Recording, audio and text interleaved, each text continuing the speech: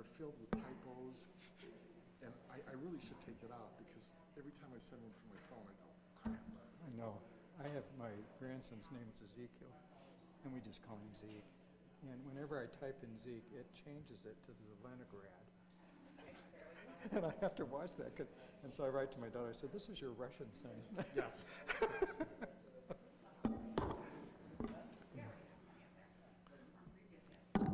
Okay, we're going to start.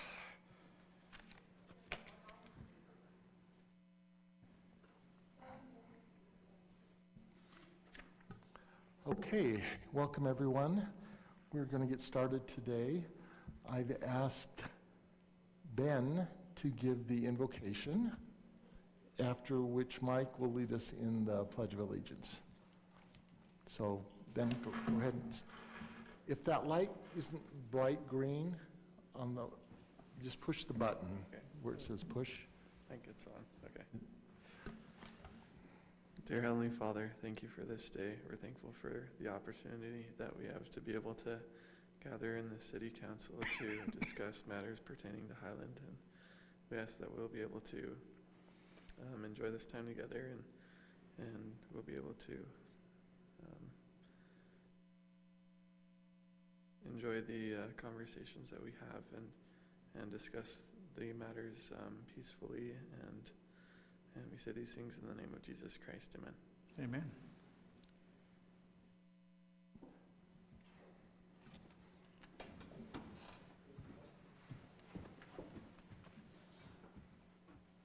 Pledge allegiance to the flag of the United States of America and to the republic for which it stands, one nation, under God, indivisible, with liberty and justice for all.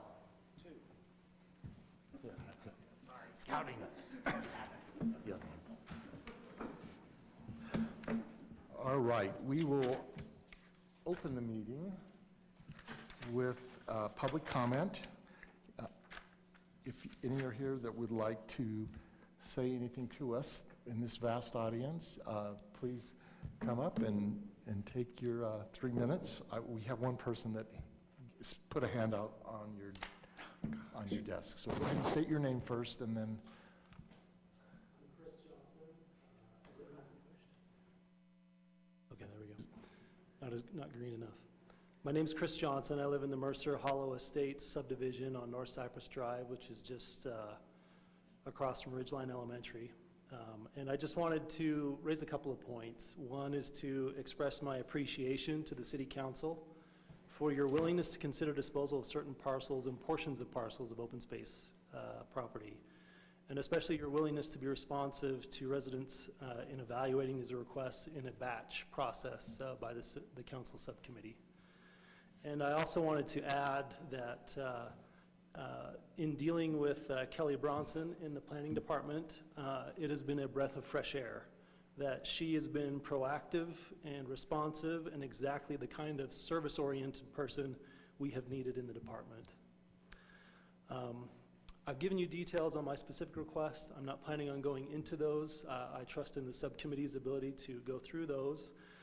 But I've carefully reviewed the criteria for an open space parcel to qualify as sellable per the decision of the council, and I strongly feel that this request that you have in front of you meets all of those criteria. And my only ask is that if the council subcommittee, in evaluating this request, if they interpret the criteria differently somehow, that there be an opportunity to discuss and try to align and see eye to eye prior to a final decision on June 1st. In my case, there's a weird property line that will cause an unsightly fence issue with me and my future neighbor. We're both putting in pools right now.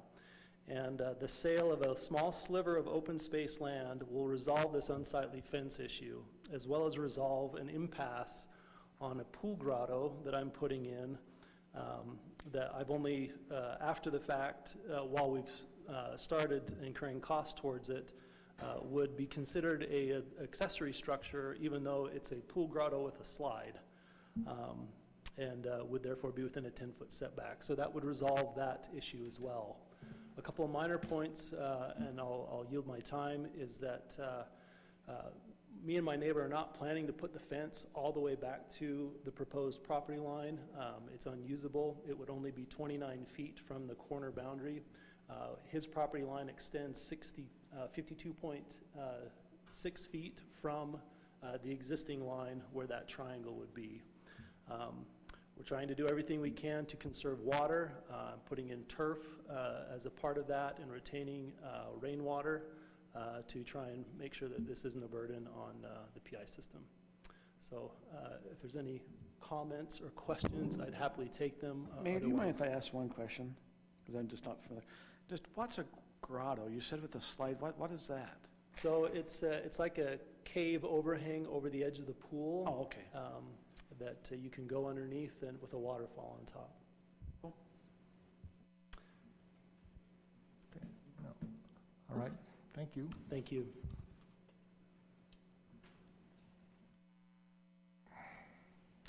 All right. Next is consent items, approval of meeting minutes for April 20th and the 2020 Road Preservation Project contract with Eccles Paving. Is there anyone that wants to pull any items off the consent? If not, I would take a motion. Mayor, I move that we approve consent items number 2A and 2B. Is I'll there a second. second? Motion by Kurt, second by Brittany. We are ready to vote, and we can vote online if people are ready. It's all right. I'll vote verbally. While we're getting ready, we'll take a vote. All in favor, say aye. Aye. Opposed, nay. That passes unanimously. Okay, culinary water rates. Who is the presenter for this one today? That's Fred. He'll be doing it over Zoom. And Okay. Fred, I'm just gonna let me know when you want me to move to the next slide. Oh, Okay. By way of introduction, Mayor and Council, Fred Philpott, our consultant from Lewis Young, Robertson and Birmingham, is presenting virtually tonight. We appreciate him.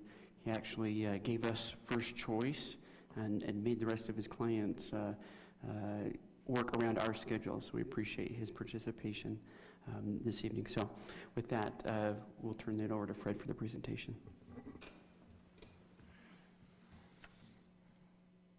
All righty. Thank you for letting me present virtually this evening and accommodate my busy schedule. And pleasure working with the city again and walk through the analysis as it relates to the water source pressurized irrigation rate study. Jump to the next slide.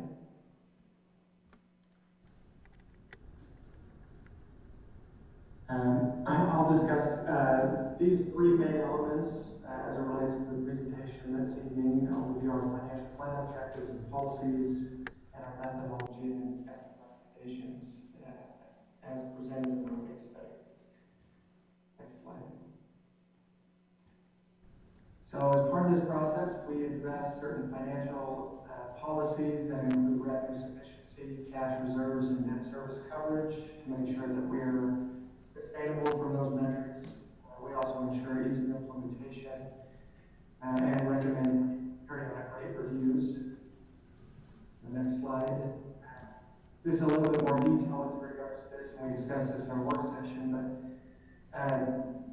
the key policies that we evaluate and our methodology revolve around revenue growth and ensuring that we project the forecasted revenues in each utility, and we look at cost of service and bring in operations and maintenance, repair, replacement, capital expenditures, system efficiency, type of operational expenses, and project that out on.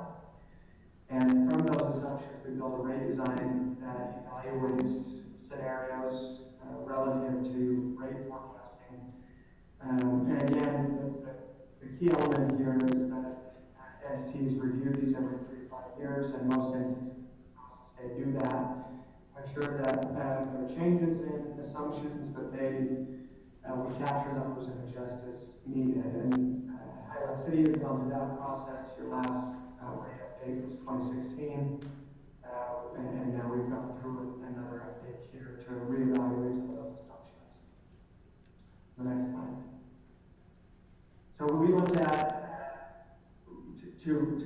complete the package, we look at what rate increases are needed to maintain the financial targets that I highlighted, conduct that scenario analysis, and then evaluate capital and debt coverage metrics, and the outcome of that, rate recommendations, whether that's keep the rates constant or propose increases. And the next several slides illustrates the timing. So for water, with no increase, the days of cash target. So in the next slide, we looked at a rate year one of approximately 30%. For residential, that's going from $12.24 per base rate up to $15.91. The other rates, the other base rates and other rates also are proposing the same percentage. I've only shown a couple of the rate tiers that are residential and commercial, but there are other industrial and other rates that assesses that will also experience the same percentage increase. The next couple of slides Fred? are, yeah. You're fading in and out a little bit, so I don't know if you're on a speaker or whatever, but anyway, if there's anything you can do to not fade in and out, that would be helpful, at least for me. My apologies. That's okay. So the sewer shows that the baseline with no rate increase that we stay at our targets. So we have no recommended rate changes for sewer. On the next slide, similar with storm, we're showing that you're above the days of working capital minimum target, but that declines over time. And so, again, we recommend no rate change here, but as we move forward, again, providing rate reviews and updates, track the coverage ratio, the days of cash target as it relates to the storm fund. And at some future point, there may be need to take action as it relates to the storm rates. And on the next slide, pressurized irrigation. Here you can see a dip. So as a result of capital expenses, the days of cash falls below our target amount, but then rebounds. At this time, we're not recommending any rate changes, but again, in the 3 to 5 year window, we need to reevaluate this. And if there are substantial changes, there may be some need to take action here. And we're showing in essence, a dip, and then it returns back to our target amount. Capital expenses tail off at the tail end of pro forma. But initially, this recommendation, we're not suggesting any rate changes here. So the next slide summarizes, this is the debt coverage. The pressurized irrigation is the only fund that has outstanding bonds. You can see here there is sufficient coverage well above our minimum target amounts relative to the debt service coverage ratio. So no real concern here that we're going to run into trouble with regards to debt coverage. So here, we're suggesting a rate increase of 30% to base and usage fees as it relates to water. That results in a $3.60 increase to the base rate. The majority of that proposed rate increase is for capital projects. The previous analysis, the 2016 rate study, also contemplated a rate increase. But as a result of the changes in capital needs, in essence, those costs have gone up a little bit and have come forward in time a little bit. That's causing a little bit higher of an increase than what was anticipated in the 2016 study. But when you look at that as a dollar amount, again, that's a $3.67 increase to the base rate on a residential unit. And then a 30% increase, again, to the other base rates and usage rates. For all other models and utilities, we're not recommending a rate change this time, but we would be reevaluated and have to be decided myself. On the next slide, as a result of the outcome of our recommendations, again, the council has the option to act on those rate changes as it relates to the water fund, and can take any questions. I might also mention, Mayor and Council, you have in front of you a copy of Fred's full report. A couple of pages that might be of interest to you. Page 3 includes a summary of all of the culinary water rate changes that are proposed. And there's a table on the right-hand side that's very handy, as well as the appendices of the report include detail on projects for each of the utilities. So the capital maintenance and capital projects coming up here within the time frame of the study. You know, a question I have on culinary water, you know, we have a over-usage fee, you know, where we have some that's having, have we ever, Nathan, are you familiar if there's ever been a study to know if our over-usage is coming from homes prior to 1995? Let me explain why the question. My understanding is there was a stop and waste put in, and prior to 95, when the pressurized system started coming in Highland, all new subdivisions hooked up to pressurized irrigation, so they had pressurized connection and a separate water meter. But those homes in Highland prior to 95 had a stop and waste valve which they can move it, and as those have started to age, I've started to hear that some of the older homes are having some leakage in the stop and waste. Is our overages coming from that area, and is that causing a bump up in some of our older residents, because they're going to be the ones who were here before 95? I don't know specifically, but we can certainly look into that. When they do have an overage, we go through a specific process with the homeowner to try to determine where it's coming from. So we are calling the homeowner to let them be aware, hey, there's an issue here. Maybe you have a little leaky toilet, or you have a stop and waste issue. One of the residents mentioned that if they did have a stop and waste, it was about $2,500 to change, and with their overage being $11, it was much more palatable for them just to keep paying $11. I mean, it was just, so we're wasting some, culinary water that way, It could be. I don't know. We can certainly look at that. I know we have it by address, but I don't believe our utility billing system lists the age of the home. But we are calling, at least if they start to have overages, we're checking with those individuals to let them be aware there could be a leak in their home. And a lot of times on their bill, when it jumps, they will call us and say, hey, what's this? And we'll work through that process also. Do we have a process, though? I mean, because some are on auto pay, which might be some of our older residents, and I just get worried they don't see their bill very good. Yes, we look at it. Yes, and staff is going to go through, Lorena and Candace keep very good tabs on those changes. The reason is because your overages, jump up a little bit higher in a fee. Your overages are at a higher per gallon fee, so.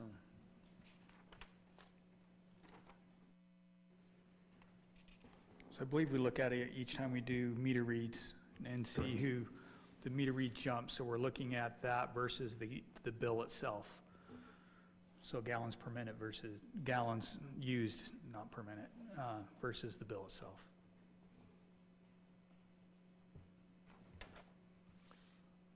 Any other questions? I would entertain a motion then. Mayor, we need to have a public hearing on Oh, this. yes, I am sorry. Thank you. That's right. Okay. Public hearing is open. For those, anyone who would want to comment on this issue, are we tracking online as well? We are, and I don't have anyone here online. Okay, so no one online and no one in our vast audience. And so I will close the public hearing, and then I will entertain a motion.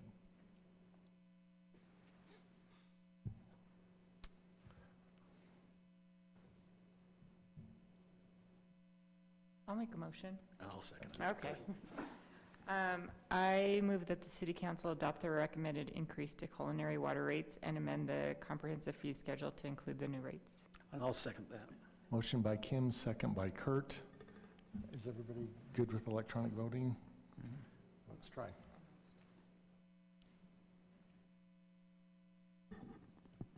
Kim is on the ball today. You haven't heard that Yes. before, have you?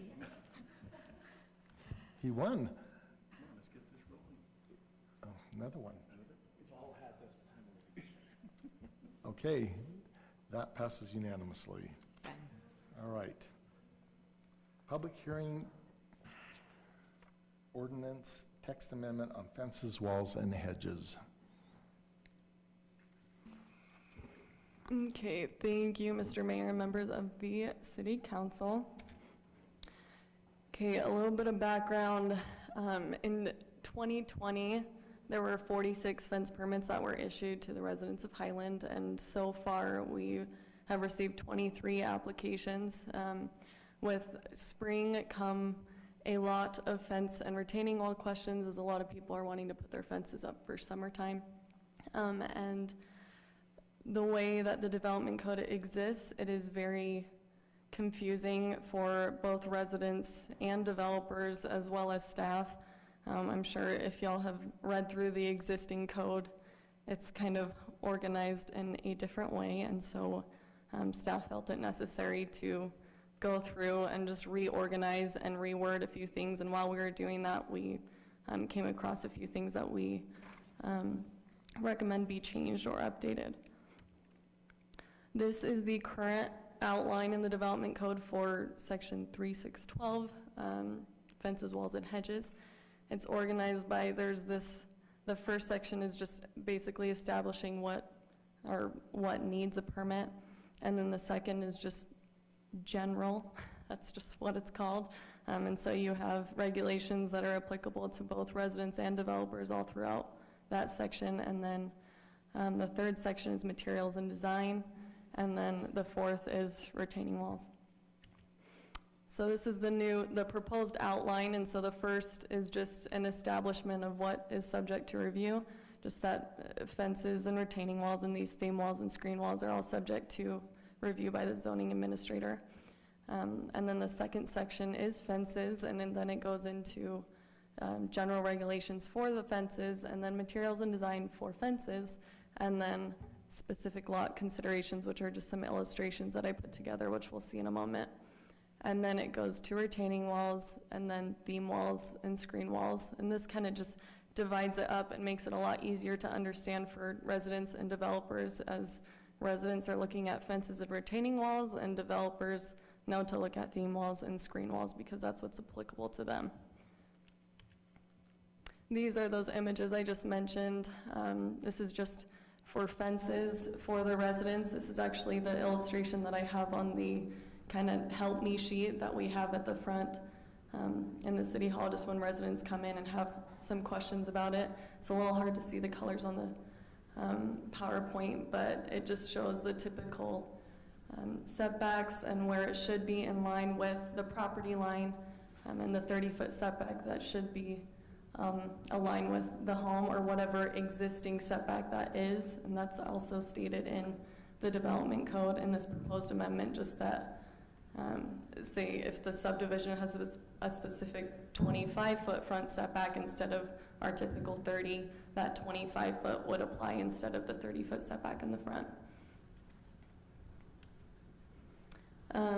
These are just going into a little more detail of the height maximums.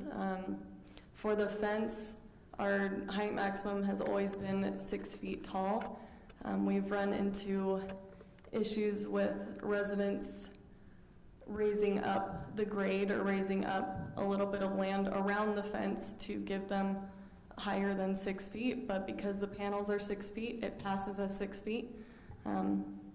And we also actually in our current code, it's defined as basically the property owner can raise up the grade as much as they want, as long as it's even on their side for at least 5 feet from the fence.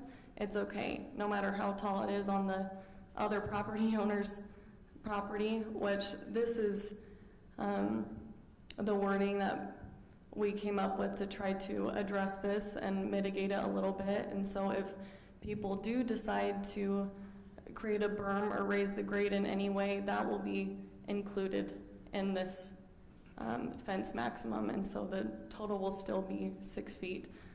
We'll do our best to when applications come in, get every detail that we possibly can to be able to regulate this. We understand it's not the easiest when all we're getting is kind of like a concept plan, but we'll be working on that application to get more details. And for the height maximum for retaining wall, currently the height maximum is 8 feet. And they can also have a 6-foot fence on top of that 8-foot retaining wall, which becomes a max of 14 feet of this wall that can be just right up against another Highland residence property. And so our proposal was to bring that height maximum down to 6 feet. And then if they, basically in our current code, there's a 1 to 1 foot ratio. And so when they tier the retaining walls, when they need more than one retaining wall, they're allowed to, if their second retaining wall is 4 feet or 5 feet, it has to be set back 4 feet or 5 feet respectively from the retaining wall before. So it's allowing, if they do live on a lot with a steeper grade, it does allow them to have that retaining wall option, but does require them to step it in a little bit further and not just do 2 8-foot retaining walls 8 feet apart. Like I just stated, the max height for retaining walls, the proposal. Do you have a question, Tim? I do. Yes. Does this apply to existing structures or also new construction? It would be new construction, and so everything that is existing would just be grandfathered in. We don't change anything. Everything that's permitted is permitted. This would just be with new applications coming in. The reason I ask is I've received some complaints about new construction trying to circumvent regulations by raising the entire level of the property. I know. And so it creates an unfair sight line from the new construction down, even going, they're able to see directly into the homes below. And it creates a lack of privacy, et cetera. And I see you were shaking your head and kind of smiling. Is that something you've discussed before? Or? Yes, that's actually the next few slides. We'll talk about that a little more. I hate to do this text amendment now. I wish we did it 10 years ago, but that's just the way it is. Okay, so this will be addressed. So that, yes. Okay, great. Thank you. Another addition, just for if a resident wants to have a retaining wall and put the fence on the same vertical plane, which, as we discussed in the existing code, it can be up to 14 feet with an 8-foot retaining wall and a 6-foot fence. And so this is limiting that to be 8 feet total. And so they can do a 2-foot retaining wall and then a 6-foot fence. If they want to have a retaining wall higher than the 2 feet, they need to step that 6-foot fence in at least 4 feet. And so that allows them to still have the privacy they want, but without the adjacent property owner staring at a 10-foot wall. And to that point as well, this would not apply to open fences. And so if they had their 4 or 5-foot retaining wall, they could still put an open fence along on that same vertical plane, just because we kind of figure that it doesn't create that same wall effect. Just make sure I understand. So they could do a 2-foot wall, then a 6-foot, and then you're saying they can do an open fence on top of that? No. So this next slide, I did little visuals. So that 2-foot retaining wall with the 6-foot fence, that's on the same vertical plane, that picture. And then if you look just at the bottom, that's the open fence example. And so that's, if they had this is the height maximums. And so the 6-foot retaining wall, they can have that 6-foot open fence on the same vertical plane, just as long as it's open. And then there's that example of the 6-foot retaining wall, and then having to step that fence in if they wanted the 6 feet to be solid. So what are they supposed to do with the 4 feet in between? That's a good question. So this was actually something that came from, I was looking at a bunch of other cities' codes and seeing how they regulated this. And it was in Alpine City's code that it had a 9-foot maximum for the fence and retaining wall on the same vertical plane, and then the 4 feet in. And at Planning Commission, this was actually discussed where they were like, why would we require 4 feet? Why not less?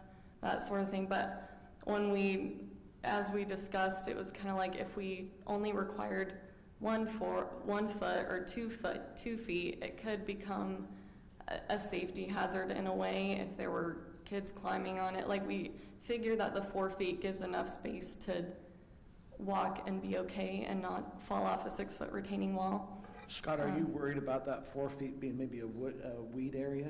I mean, you come up, go back 4 feet and it's all weeds till they get to the next fence, or? Well, I would hope it wouldn't be, but Hope that they it's hard to maintain say. I think there's a lot of issues in this ordinance that we need to discuss, so.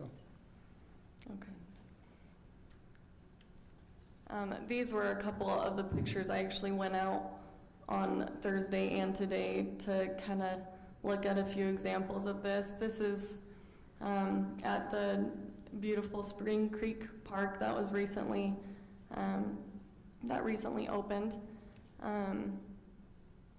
As you can see, there are 3 properties that abut this park, and the middle property has built his grade up quite a few feet. If you remember this property, because it was city property, we know that it had a perfectly flat grade, and they have raised their property up, and because of that, the 2 adjacent property owners, both on the east and the west side, have submitted their retaining wall and fence permits to do the same thing to match that grade. And so in a few months or so, they've actually started putting in their retaining wall. So how high is that? This is at Spring Creek. How high is that? I went and saw it today. It's about 4 feet. No, okay, the retaining wall 4 feet and then another 6, so it's 10 feet total? Yes. Okay. And so in our ordinance, they could go 2 feet and then 6, what you're proposing, and so it'd be 2 feet. Well, that's another thing we were discussing, is because we do want that to be permitted for people that need retaining walls to actually retain the existing grade, but there's a part, if I can go back to it real quick. Right here with the berm. The wording we used is that berms or other means to raise the elevation shall be included in the measurement of the fence height. And then the next point is that retaining walls are considered part of this fence height.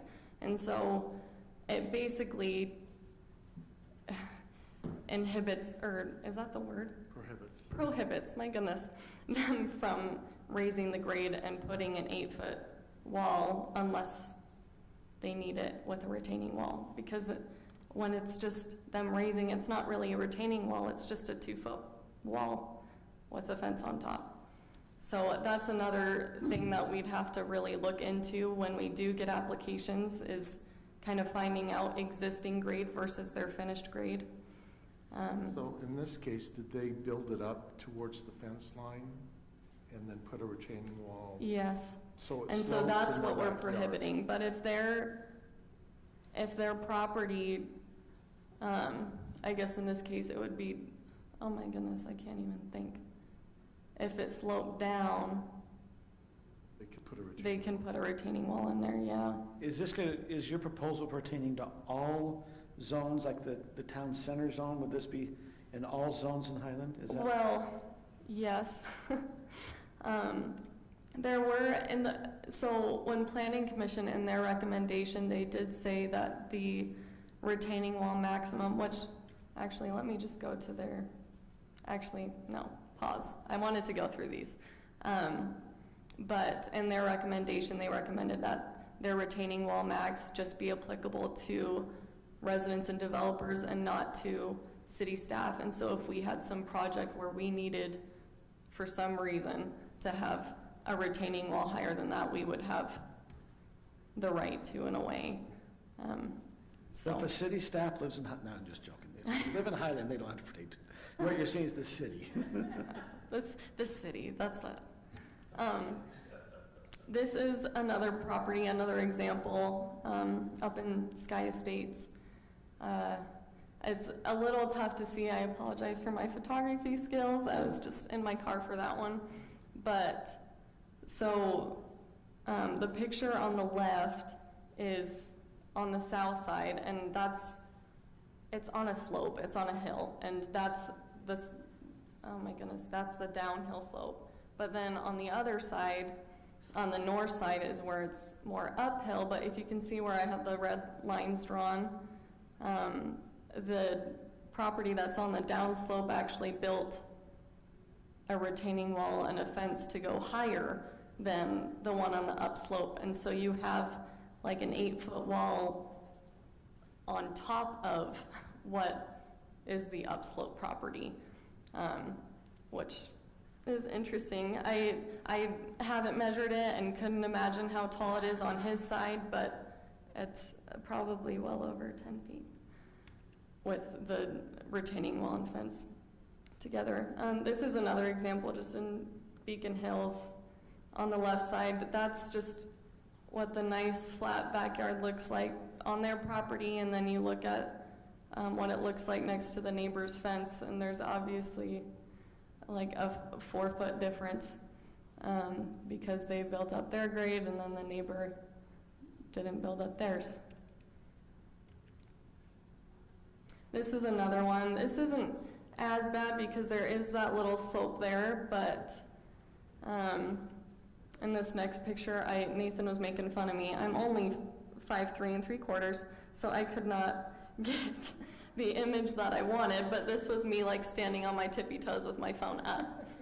But where the red line is, if you can see towards the back, like behind that accessory building, the fence goes even higher, and so it's just another retaining wall with a fence on top, creating a large wall next to someone's property. Okay, so this is just an overall summary of the current and the proposed changes. A couple I do want to point out is the chain link. To staff's understanding and to my understanding, council's understanding, chain link is prohibited as a fence material, but it does not explicitly state that in our current code. It only says it for theme walls and screen walls, and then it says this is okay for fences, but then doesn't say it's prohibited for fences. And I've had a couple residents that have come in wanting to put in a chain link fence, and they read the code very thoroughly, and I said chain link was prohibited, and they were like, no, it's not. And so it's just been interesting trying to enforce it. Yeah. So in the resource material, it seemed to indicate that the council at some point said no chain link fences in the city. Can someone tell me when that happened? I've been on the council twice. I don't remember that.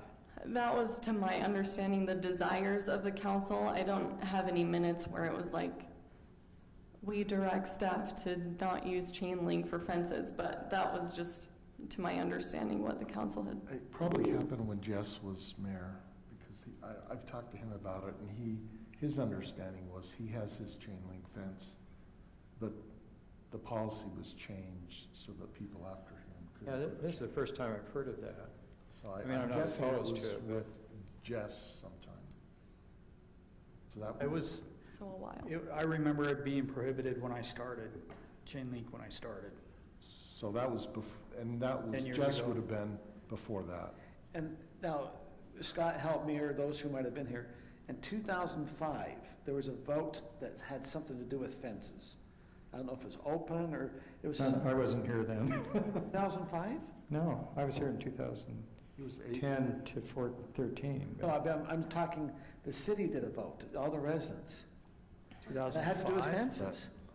I have That to might look it have been up. a survey with the, could that have been a survey for the general plan? It was the proposal that was about open space, and it was about how fences, if they should be open or height. I mean, it was all about height and openness on the fence. I just was wondering if that's when maybe it came up, because I think fences were a really big thing in 2005. So,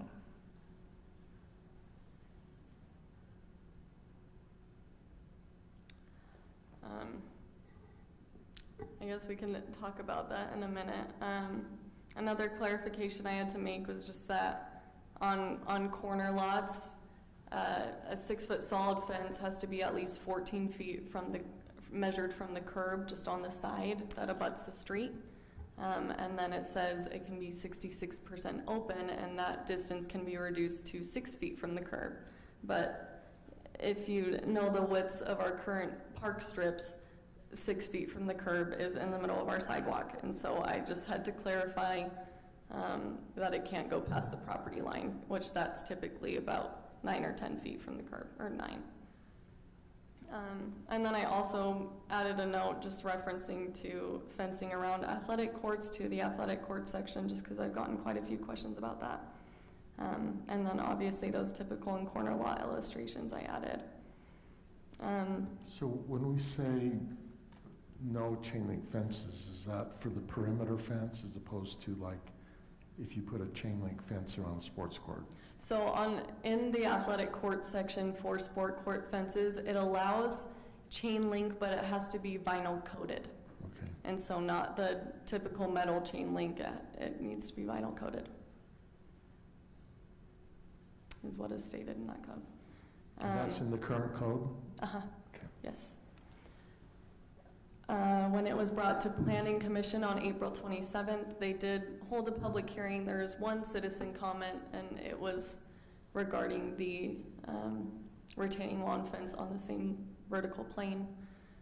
The Planning Commission did recommend approval of the proposed amendment, but they recommended that the total maximum height for all retaining walls be 4 feet, period, and then subject to like the city if they need to have higher than 4 feet, but then also a maximum of 10 feet, so it's just the 4 foot with the 6 foot fence on the same vertical plane. So would that retaining wall in that case not apply to bermed property like was around Spring Creek? To what To property? property where they created a berm? We honestly, that wasn't really a discussion at the time. Okay. It was really in between that meeting and now that we really got into it with talking to Public Works staff. The appropriate public hearing notices were sent out associated with the Planning Commission meeting as well as this meeting, and we have received no written correspondence. And we as staff recommend that the City Council accept the findings and approve the proposed amendment with the max height of a retaining wall and a fence being 8 feet rather than the Planning Commission's recommendation of 10. Questions? Well, let's first open up for public hearing. Anybody want to talk about this? Anybody online? I don't have anyone online, Mayor. All right, then we'll close the public hearing and council, query away. Go ahead, Scott, I think you had some comments. I had a couple comments. It seems like on a corner lot, if this is right, from what I understand, the maximum height of any fence you can have is 3 feet, and you have to go back 30 feet. I couldn't quite understand that. I'll explain that. Let me pull up the illustration Yeah. really quickly. That took me about a few months when I first started working here to figure out what that meant. Okay, so in general, if you can see the colors, I don't know how visible it is. On this screen, they're very visible. Yes, okay. So the green is what the 3 foot fence is, and the red is 6 foot fence. And so the 6 foot fence is permitted on everything behind the front setback.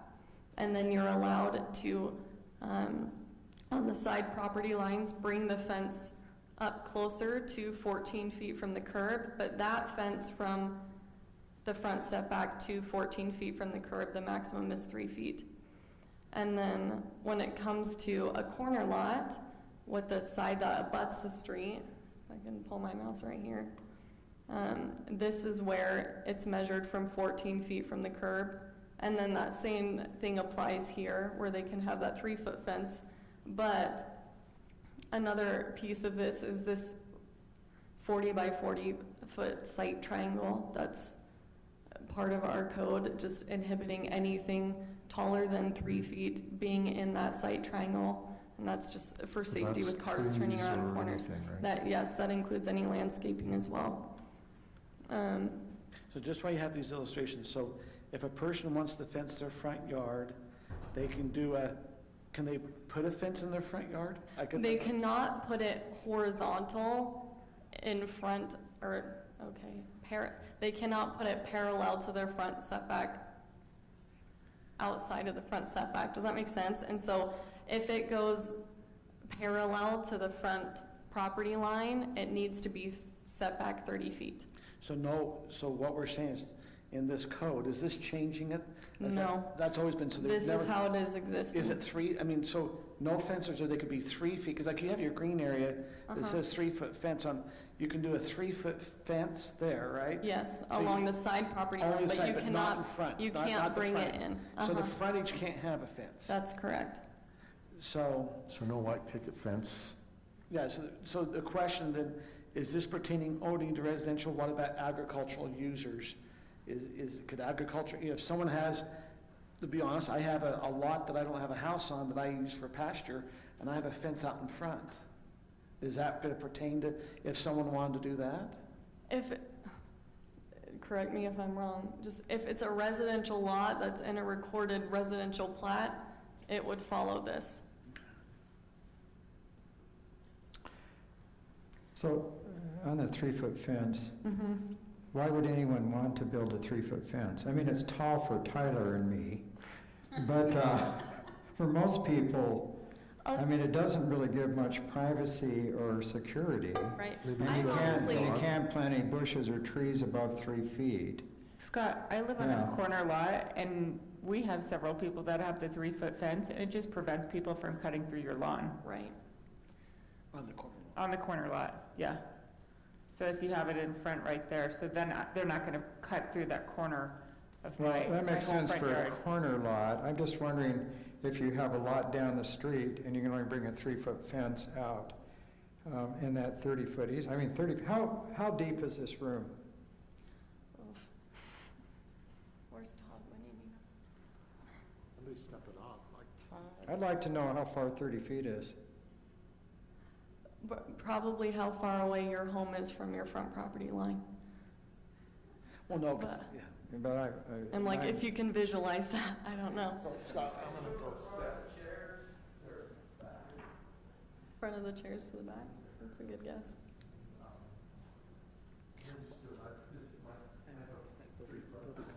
Stride. Right.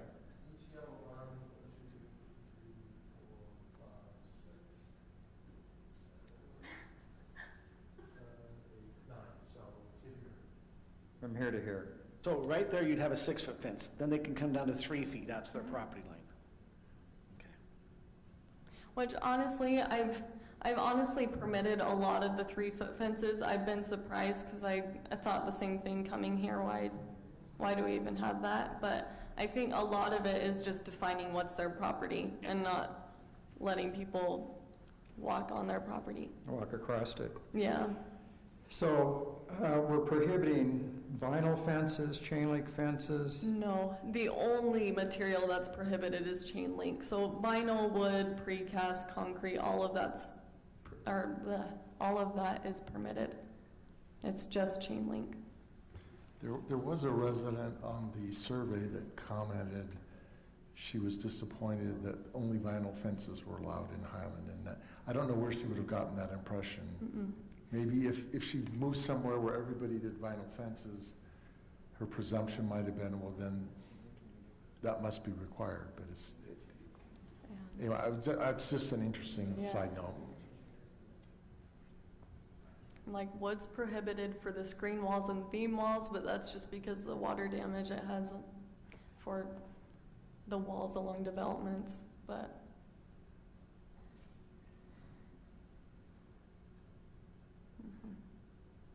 Any other comments or questions? I'm fine with this. I feel like it's cleaning up language. I think there's still going to be complications, but at least we're taking a step forward to making it a little bit more simpler process and detailing out some more things that give some understanding. So I'm fine with this. Great job, Kelly. So one other quick comment, and correct me if I'm wrong. So anybody that's already filed a fence permit, they would not be subject to the new rules. That is So, correct, for people- unless they wanted to change it. So if they wanted to tear it all down and build a new fence, they would be subject to this. But if you've already unless- filed a permit yes. but not built your fence, Then that's their you're still permit. you're still grandfathered in. That's correct. Kelly, do we have very many ag users coming in at all to request, like for pasture fencing, or, which is just like usually white vinyl fencing or things of that nature? Recently, I had one that wanted to put up horse wire fence, but it was just a normal residential property without any horses. What do you mean by horse wire? You're just talking barbed wire? Or are you talking electrical? It's not barbed wire, essentially. It's basically like a stump of wood with pieces of wire across it. That aren't barbed wire, they're just. Yeah, they're not barbed wire, but that was the only one that I got that was kind of complicated. If there needs to be an exception here, is there any way to give I'm looking at my own property now. I have, like I said, the pasture fencing. I've got, Scott, I probably have on my house, I think I go 6 feet, then probably down to 4, not down to 3 in my front yard. I mean, I probably would have been okay going to 3, but I'm just looking at neighbors and, because property's a little different. We have property on hills, you have property, I drove around and looked, and I was surprised how many different fencing where you have a property owner on one side that's raised their property up, and then it's way low on the other, similar to what we saw here at Spring Creek. Blackstone that's over across here, we're seeing that might be lower, but they've raised up their grade, and then they've put their fence. Right. So I'm just surprised we're seeing a lot throughout Highland. Yeah. Is there a definition for a berm, or is it just like, how do you know when a pile of dirt is a pile of dirt versus a berm? This was my husband's question, not mine. It's a good question. It is a good question. The way berm is not defined, but it refers to berm or other means to raise the elevation of the ground. So it's kind of a common sense when you see if you see property and then there's a small hill at the end of it. I mean, that's what a berm is. They often use around parking lots as like a screening measure. You'll build a berm. But if it's like a 5 feet wide berm? That would still would be a means to raise the elevation of the ground that the fence is built on. Can I make a comment real quick? You That's want- also something that's addressed in it, is when there are two, like in the proposed amendment, when there are two properties that are different grades, like with their existing grades being one is higher and one is lower, we do allow them to still measure from 5 feet from the fence the way we do right now, except if basically the height cannot be taller than 8 feet measured from the lower property. So there's that. So, That's a different situation. If the difference is bigger, then there are circumstances, right? Like, if the difference between the two properties is more than how many feet? Do you know what I mean? Like, if one neighbor builds theirs up super, super tall, my husband's totally gonna do this, and you guys can call him on it. That's why I'm asking. I know he'll do it. Like, because, if you raise yours up super high, then you have to look at the lower fence. Do you know what I mean? The one that backs to it? If you raise it, if you have a fence along the property line where it's raised, you have a 6 foot maximum. And it's like, if you want to raise your property up and have a retaining wall there, you have to set your fence in, so you lose 4 extra feet of your property if you want to do it that way. That's basically what this is. No, I thought they could build a 2-foot retaining wall and then put a 6 foot. If it's on the same, yeah, but. Let's look at the picture we're looking at. So let's follow what Spring Creek. Okay. If they went and raised their soil up 2 feet, they could put a retaining wall and then put a 6-foot fence on top. That's what we're discussing, where in this situation, it falls under if berms or other means to raise the grade. And so basically, this would be subject to 6 feet from the ground, period. So with this, because we all know this ground was level. I mean, we sold it to them as a level ground, but they've come and graded and lifted it up a little bit. So what you're saying is if the entire backyard's lifted 2 feet, not berming it, but if the entire yard's 2 feet, they can't build a retaining wall for 2 feet and then 6, because is that the artificial raising? If that was the existing grade, that's how we could define it, but this grade was raised 4 or so feet. Okay, now I'm going to now turn to our Mr. Attorney. So here I am, I'm a resident. I go and I grade my backyard. Now that's the existing grade.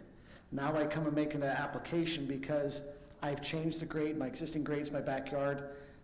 Am I exempt? I can put the 2-foot retaining wall and then the fence? Or are you going to go from when I started building my lot and it was a vacant lot? We're not going to be able to enforce that. That's what I'm just saying. How is that going to be enforceable?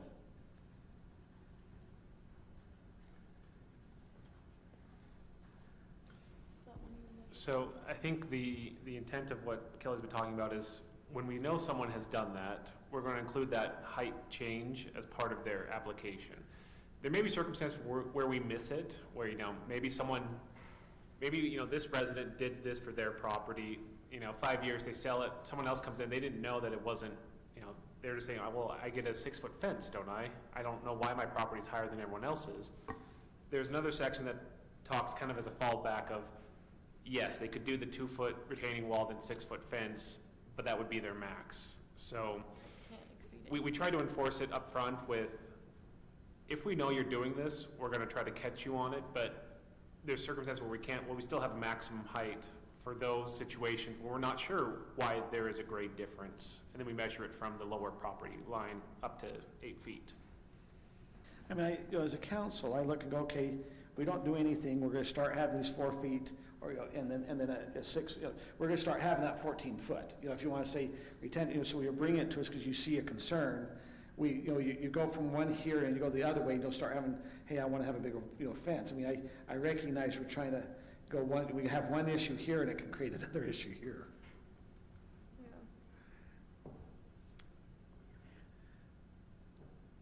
Can I ask a quick question?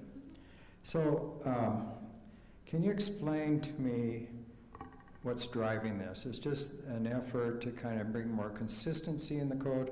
Because the last time when I was on the council, we spent a long time discussing heights of fences, open fences, along trails and different things. I think that was the last time there was a revision. I haven't heard any discussion on the council in the last year or two that fencing was a major priority for us. And yet kind of suddenly we've got a whole change in the development code, which I appreciate the work you've done on it, but I kind of like to know what's driving it, because these changes at the same time can create a lot of new problems.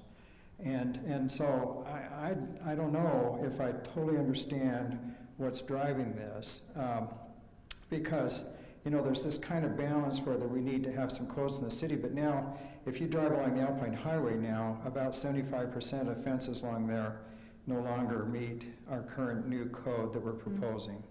And we're not going to go back and make those people change unless they change from a chain link fence, which one of my neighbors is trying to do, to a stressed concrete one. And then they have to follow this new code.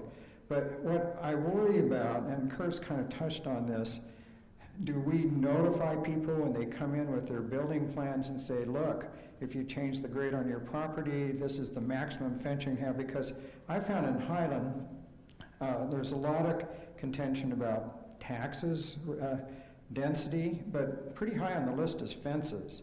And I'm just wondering what we do as a staff to kind of prevent future problems, because someone comes in and grades their property and finds out they can put a 2-foot retaining wall and 6 feet at the fence at the most, or if they put a big retaining wall, 2 feet of fence. I mean, do we kind of prepare people for that, or does it just, because what I'd like to do is to try to cut down on complaints.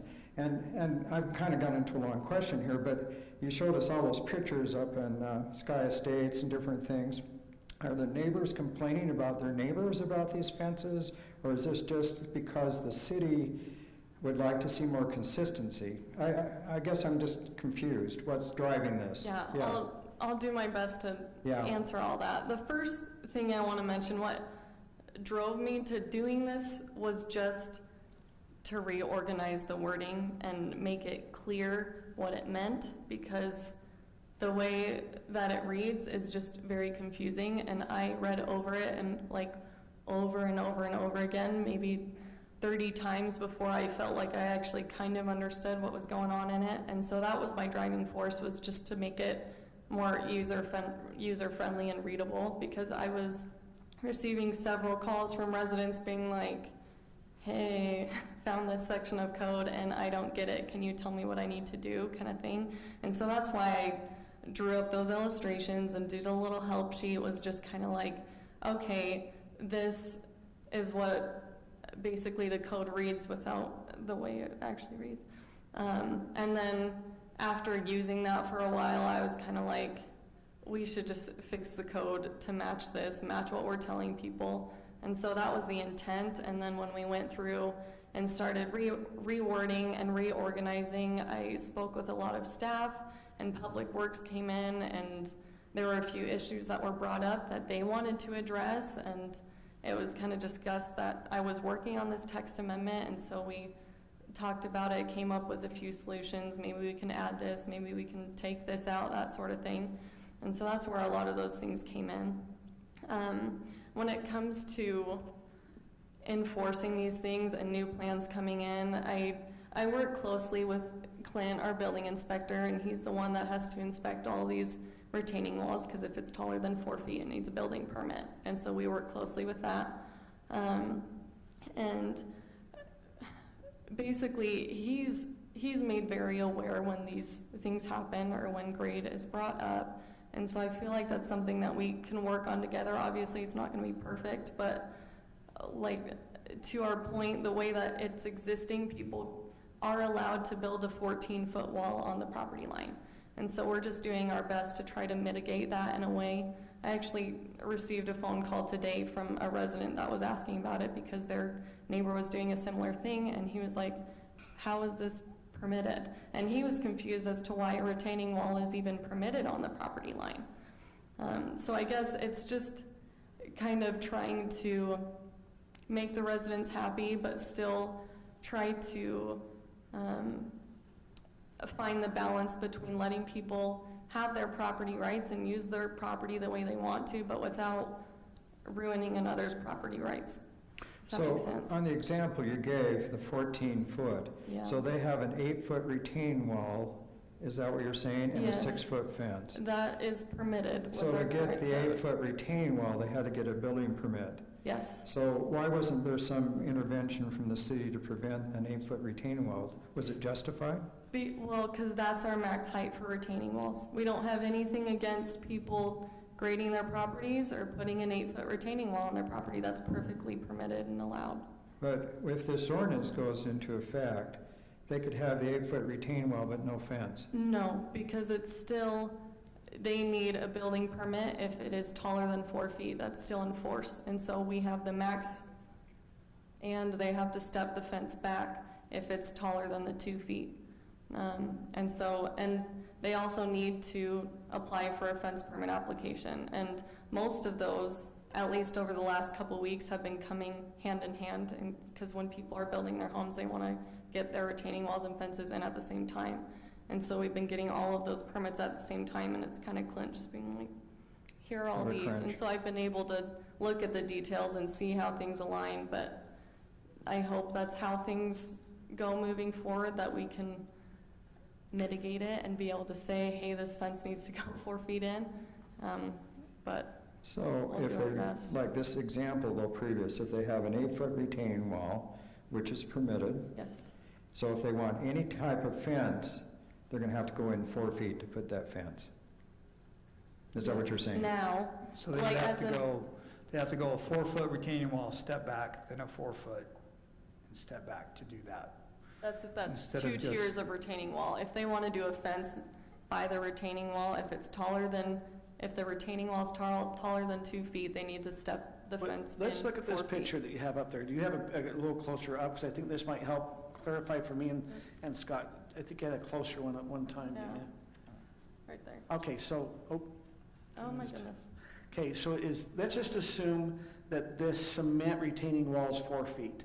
So if we change this code, they go up 4 feet. They wouldn't be able to put the 6-foot fence on, but they could if they went back 4 feet. So it's go up 4 feet, in 4 feet, and then up. Or they could put a 4-foot fence.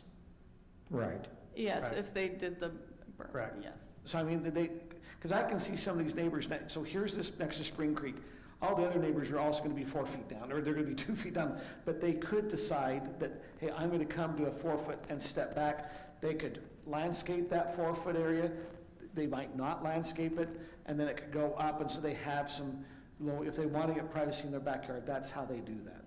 Right. Or they could put a 4 foot retaining wall Or an and a open 4 foot fence. fence on that. That gives them 8. Hmm. Which is a lot of privacy.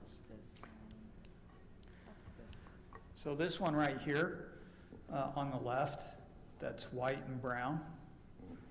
We probably spent 20 plus staff hours on that, or 30 plus staff hours on that, trying to mitigate between the two property owners on what to do with that, because the neighbor below was complaining about the neighbor above building that retaining wall. And so they built it higher. And as Kelly said, so they built it higher. So, seriously. So, it really was a challenge. And so, when you get into hillsides and you get into grade breaks and things like this, this is where the challenge that we're seeing and the complaints and the disputes between two neighbors, because when they look out their bedroom window, what they're seeing is they're seeing 8-10 foot walls outside their bedroom window or laundry room window or whatever it is. So that's one of the purposes of the amendment, was to limit it to 8 feet, or that 4 foot terrace, to eliminate that tall concrete look.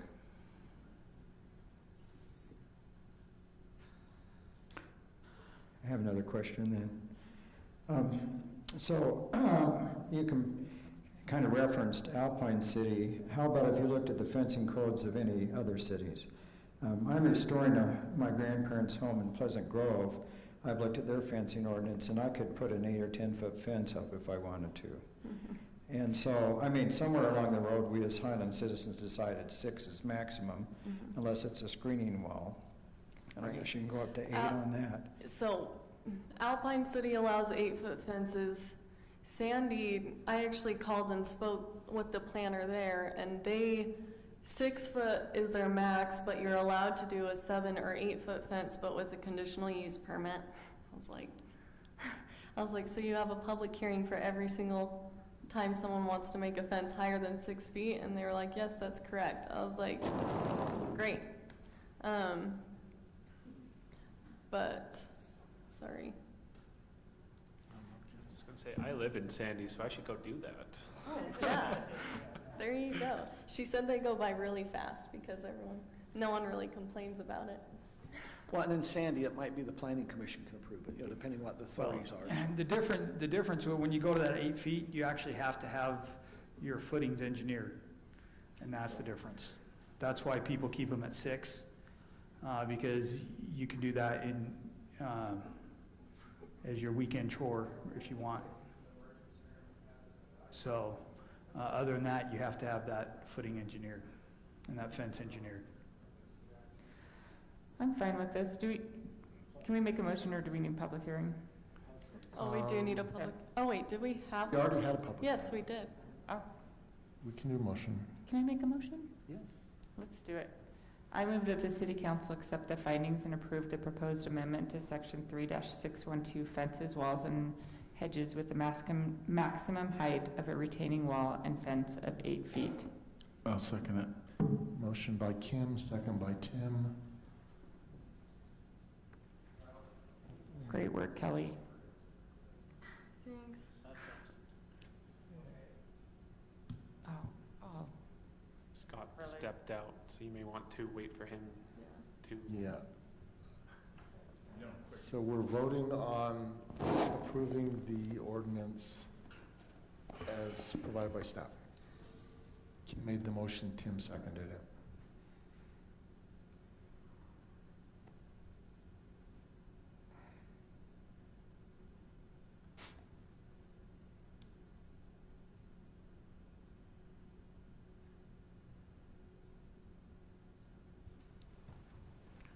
Okay.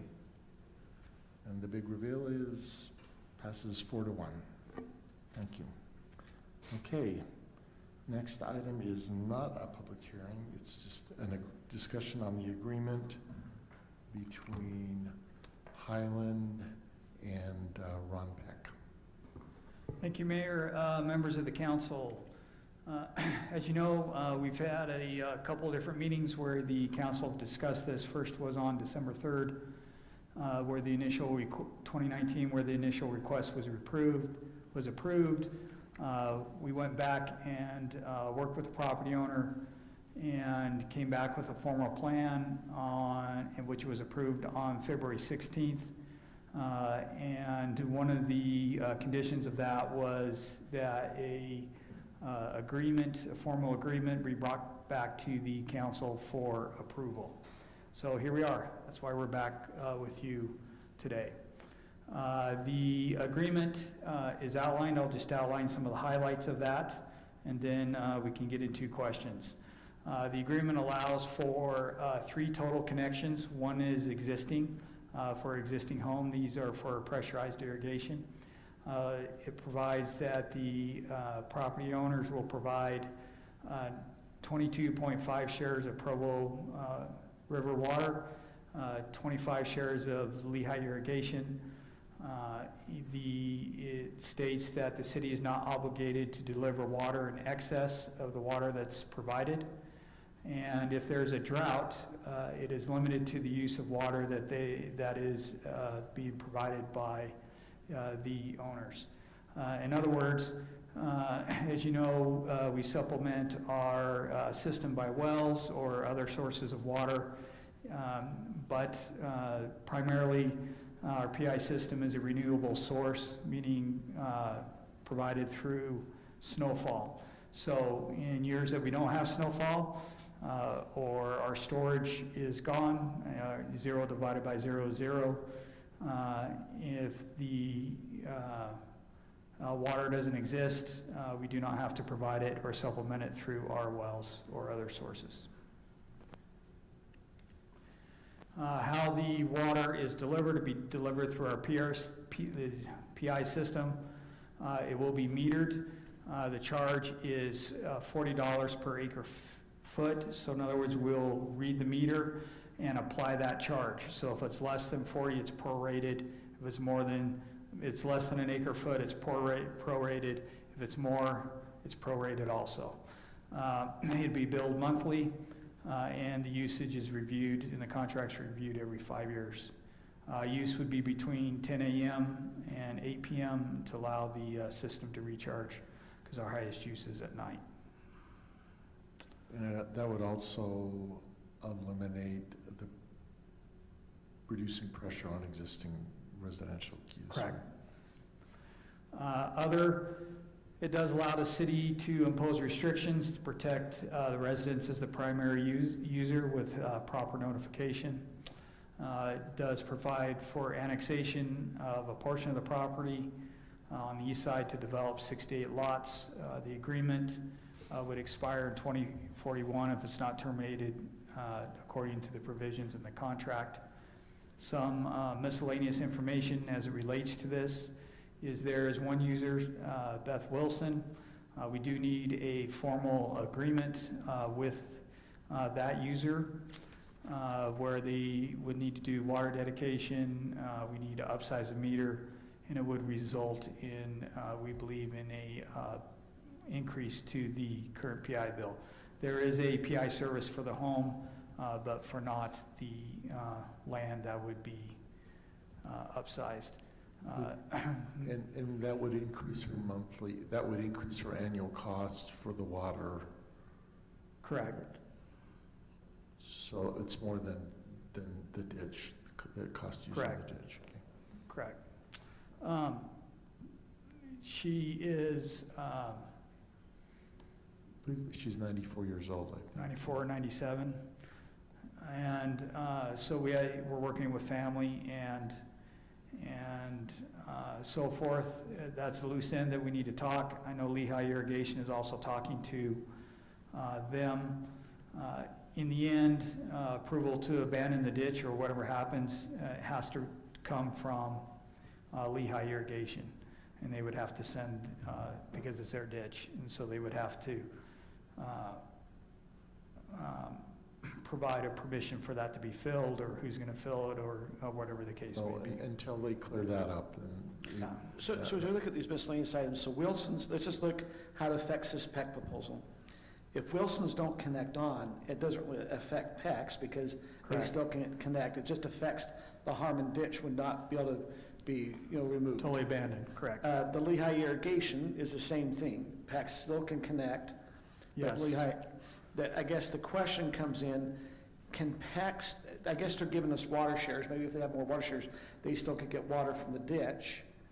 Yeah, in a sense, if they have the water shares they're giving to us, they couldn't come say, hey, we want to use part of those water shares in the ditch if it's still there, correct? Because it's going to be in our PI system. Because that was one of the benefits the city was looking at, is that we felt like they're giving excess water shares to help augment. I just wanted to make sure they couldn't come and pull and say, hey, we want this, the ditch is still there, we now want it to come down the ditch. Correct. Once this is done, we're servicing them through our PI system. So, and then once we, in this case, even if the Wilson's thing isn't resolved, if we upgrade 68,000, we don't have to pipe the ditch under the road. Correct. So That's correct. They'd lose access to it, even if they wanted it to come together. And that's going to save the project some money, not piping the ditch. Yes. As we look at the Harmon ditch, since we've been talking about it, is it the understanding that Lehigh Irrigation has a responsibility to fill it in once it's abandoned? It's their ditch. Past that, I'm not aware of the discussions that have happened in between whose responsibility is to fill it. So what's been the discussion with Lehigh Irrigation? I didn't realize it was a problem. It's not a problem. It's just I thought a they were statement. willing to abandon it. They are. It's just a statement, but it's just they have to give that final approval to do so. In other words, just because Wilson's or PECs are off it doesn't mean we can give that approval to fill in the ditch. Lehigh Irrigation needs to do that since it's theirs. Does that make sense? That's all it is. I guess. I would just think as long as we've discussed this, that we should know if Lehigh's willing to abandon it. No, we're not saying that they're not. It's just in conversations and what we've heard is they have made it clear that, hey, this is ours and we need to be the ones that say when they can do that. And I said, okay. In our conversations with Lehigh Irrigation, are they amenable to banning this ditch once we have Wilson's that don't no longer, and if the PECs come on, can it be abandoned? That's my understanding. For them, they're amenable to do that. I mean, what I'd heard was yes, but yes, that's my understanding. Nathan's point was it's their decision, it's not ours. We can't say, okay, you can fill in the ditch today. It has to come from Lehigh. And who do we talk to at Lehigh? I mean, Mayor Thompson used to be on the board, but... I have the name, let me look it up. Bushman's last name. Let me look up the first name. Chris, is it Chris? Is Chris the new guy that replaced Mark? Let me look it up. But Scott, are you concerned? I mean, we still can, if PECs still go forward, the ditch, like I said, it's a Lehigh thing. It's not really with this situation. Are you saying, hey, if the ditch stays, you don't want to have John Bushman with a different situation with PECs? I'm not necessarily saying that. It just seems like we've been discussing this for a year and a half, and now we're not sure if Lehigh will abandon the ditch. I just I don't understand. Scott, he did not say that. He just said... They need to give permission. The acknowledgement that the ditch is abandoned has to come from Lehigh Irrigation Company. It can't come from Highland. That was the point that was being made. So somebody can't ask us, can we fill in the ditch? And they can ask us that, but we can't say yes. The only person that can say yes is Lehigh There's Irrigation. been no indication from Lehigh Irrigation that I'm aware of that says they would not support abandoning the ditch. It would be just like us saying if the roles were reversed, wait a minute, we need to make sure that, our standards and things are met before we bless this. which I find reasonable. I just talked to Mark today, and they would love to abandon it. They just, the only thing left that's holding it up really is the Wilson. How big of a parcel is Wilson's? I know you said the house is on, but how big of a I need to parcel? look that up. Give me a minute and I'll look it up. I mean, I think it was 1.5 acres, so maybe the home's on 1 acre, and so.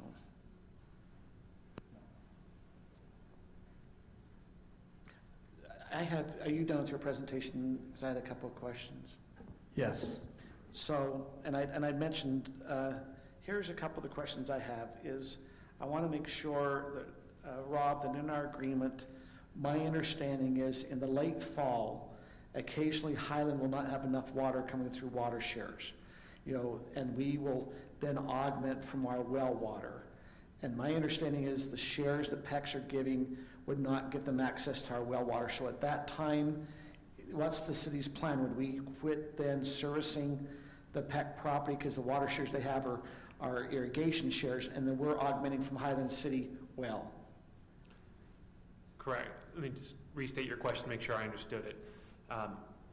As the season goes on, often whoever is in control of the water will say, you have X number of shares that entitles you to a certain amount of water, and they will reduce that depending on how much water is actually left. And there could come a time that says, although you have these paper shares, there's no more water left. You can't take anything else. If that happens for the PECs, and then the city at the same time is filling our PI system with culinary water to support Highland residents, we can shut off their line and not provide them access to it. And it's clear that they're not allowed to take city water, and that the city can enforce its termination. It's shut off to make sure that it doesn't go to them. And they're well aware of that and agreeing to that. Nathan, is this a common occurrence? I mean, as we get later in the year, the Murdoch Canal's not giving us service. The Murdoch Canal, I mean, we don't know as we head into drought kind of about what we might end up with, but do we usually start augmenting with well water, and is that a common practice? We usually end up augmenting at some point, and it varies each year based on demand. We augment quite a bit with our 11800 well up north. We have another one, town center. So here's a question. 700 is what we call it. So I call it Rob, town this is where I center. get worried we might run into. So PECs will probably be coming off the pond that's by the Murdoch Canal in Canterbury. But once we start to augment like 118th North or other, that's our whole pressurized system. Are we going to say, no, is it once we start using the wells? Because, PECs could say, hold it, you're still able to get water out of the Murdoch Canal, you might be augmenting. I just want to make sure that we don't get in a problem. Go back one slide or two. Doesn't come out of the Murdoch Canal? Come out, go another one. Okay, so the last two bullets cover what you're talking about. It doesn't matter the circumstance. When their water is out, Okay. they're not getting any more. That's pretty simple. I just want to make sure that was...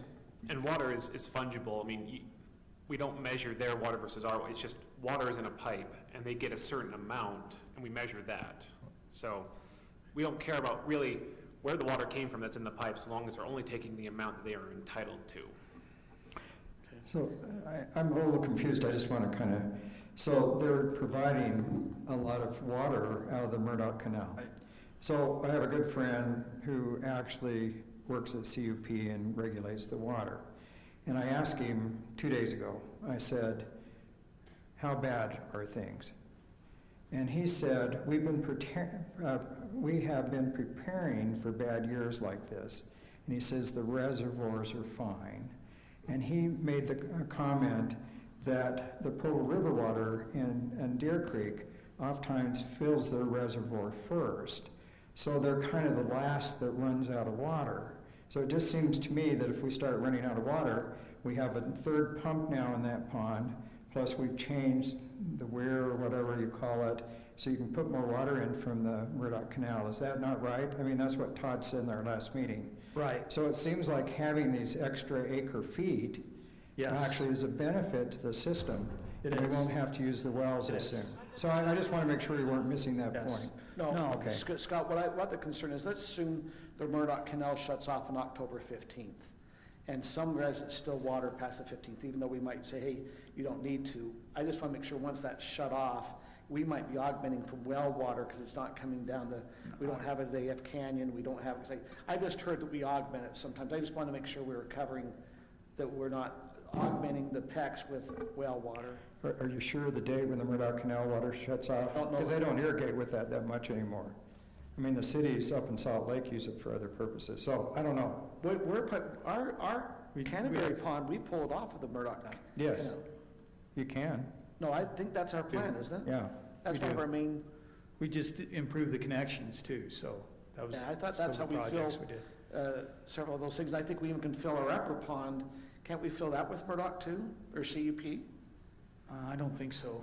Because there's a line up there, if you remember, Alpine just built an extension line up there. They did, and that And was so I one of assume our, there's a line to us. and that's one of the reasons we had to do our Canterbury improvements. Okay.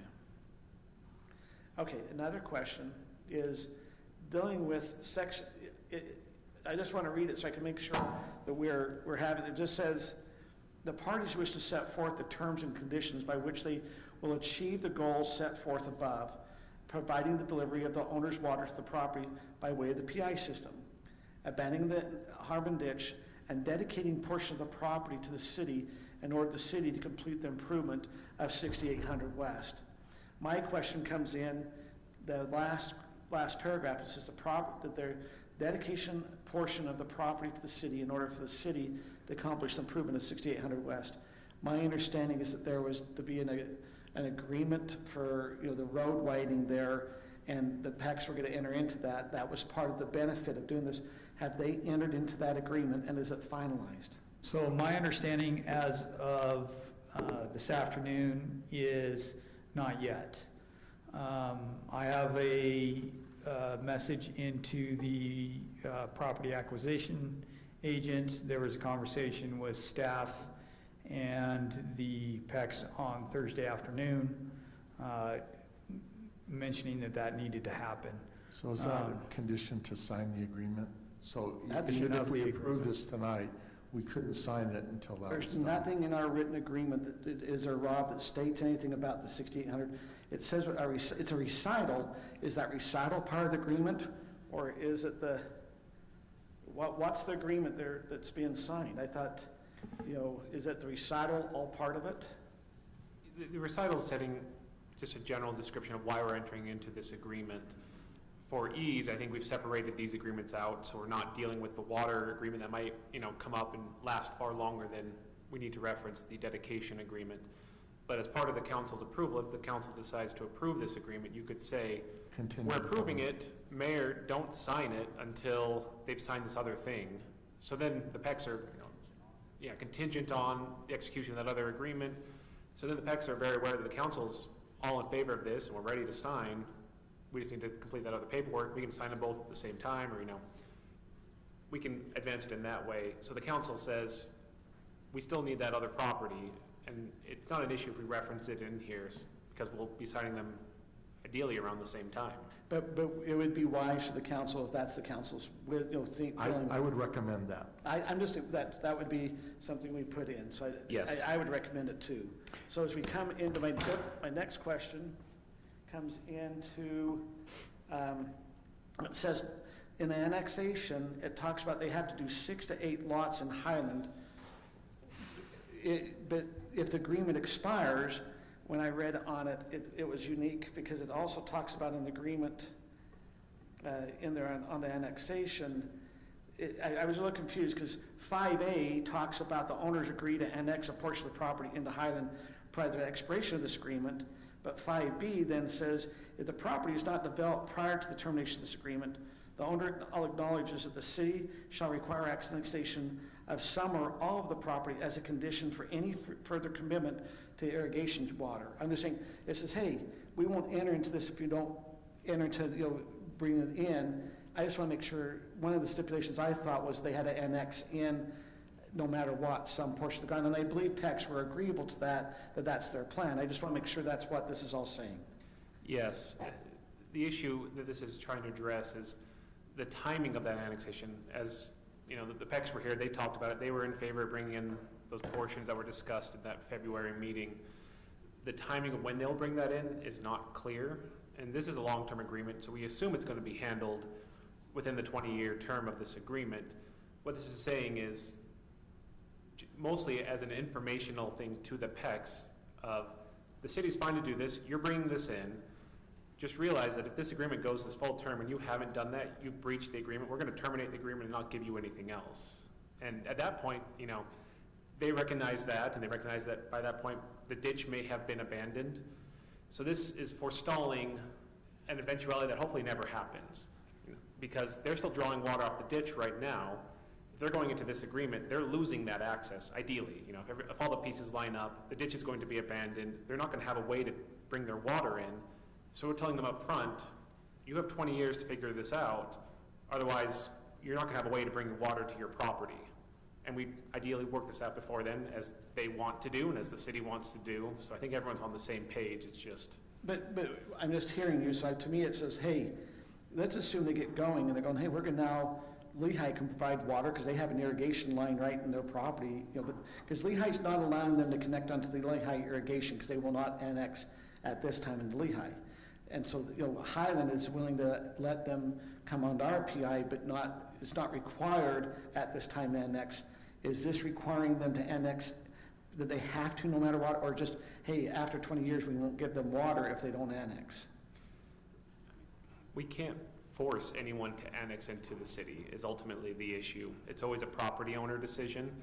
So there's no way we can reach out and, as a city, you know, claim additional property. So what we can do is offer carrots to people and say, we want to work with you, we want to bring you into the city, and this is how we're trying to go about that. And the PECs have mentioned that's their intention. I mean, when they, you know, when they were here, they mentioned that the way the slope and all that of the ground, they felt it would be better they come into Highland or they're servicing. I mean, so that, my understanding is that's always been the assumption, but things do change. Can I ask a quick question? Has anything changed since we voted on this in February? Because no, I not feel my like understanding.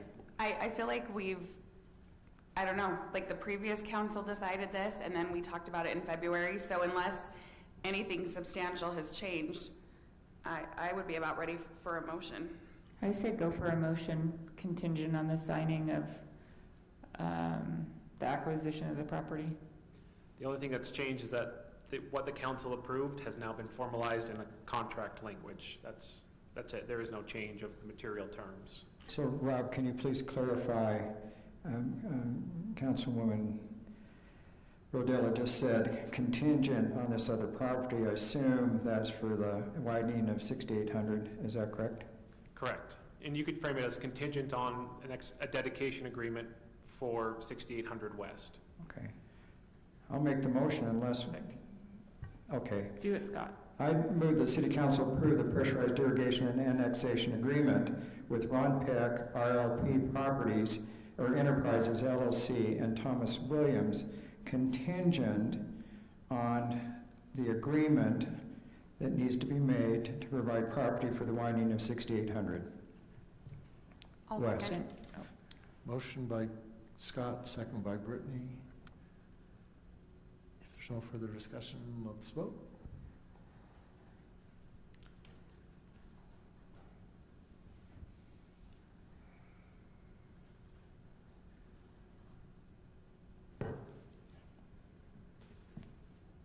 Okay. That passes 5-0. All right. Resolution on the authorization to proceed with a RAP tax. That would be Nathan. With the RAP tax process, pardon me. So this is a follow-up to our discussion last meeting or the meeting before. I don't remember. It's all fog right now. But just a reminder, Utah code allows the city to do, I may have forgot a zero, a local sale and use tax. That's correct. It's 0.1%. Okay, I did it right, good. There's a reason I'm not a math major. Anyways, okay. sales and use tax of 0.1% to fund recreational, cultural, and zoological facilities, called a RAP tax. It is approved by residents at a municipal election. In this case, it would be the November election. One of the key things is the city cannot impose if the county has enacted or has declared its intent to enact a county-wide RAP tax. So one of the first things we have to do is adopt a resolution, and we have to submit this question to the county. And the county does have 60 days to respond. We would anticipate it's faster than that, but this is on the outside of the deadline to do so with everything else that we have to do for this. If the county responds that they will not be doing a countywide RAP tax election, then we can proceed with the process for the November municipal election. During that time, we would outline how the funds are to be used. The key date for us would be that August 17, 2021 meeting, because by August 19th, we'd have to file a resolution with the Lieutenant Governor's office and notifying their intent to do so and put this on the ballot.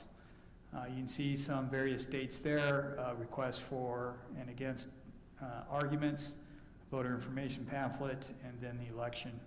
After which we would need to do ordinance where the council would formally adopt the tax and declare how and where the proceeds can be used, which would be consistent with the messaging that we would use throughout the campaign. So we can pull the plug on this anytime prior to August 17th? Correct. Right, so there's no, this doesn't require us to do it, but it's an enabling. We need to do, this is the first step, but we have till the 17th to make that formal decision. Once the 17th comes, it's either go or no go at that point, okay?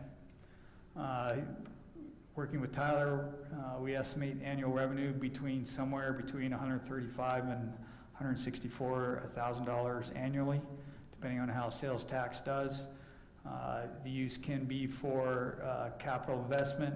From a staff perspective, our recommendation would be capital investment in park improvements and repairs that we talked about. It can be to fund recreational, cultural, and other uses. So it could also be trails, right? It could be trails, yes. Arts Council, things like that, or other things that the council would want to fund as long as it meets those definitions. We would need a public information campaign.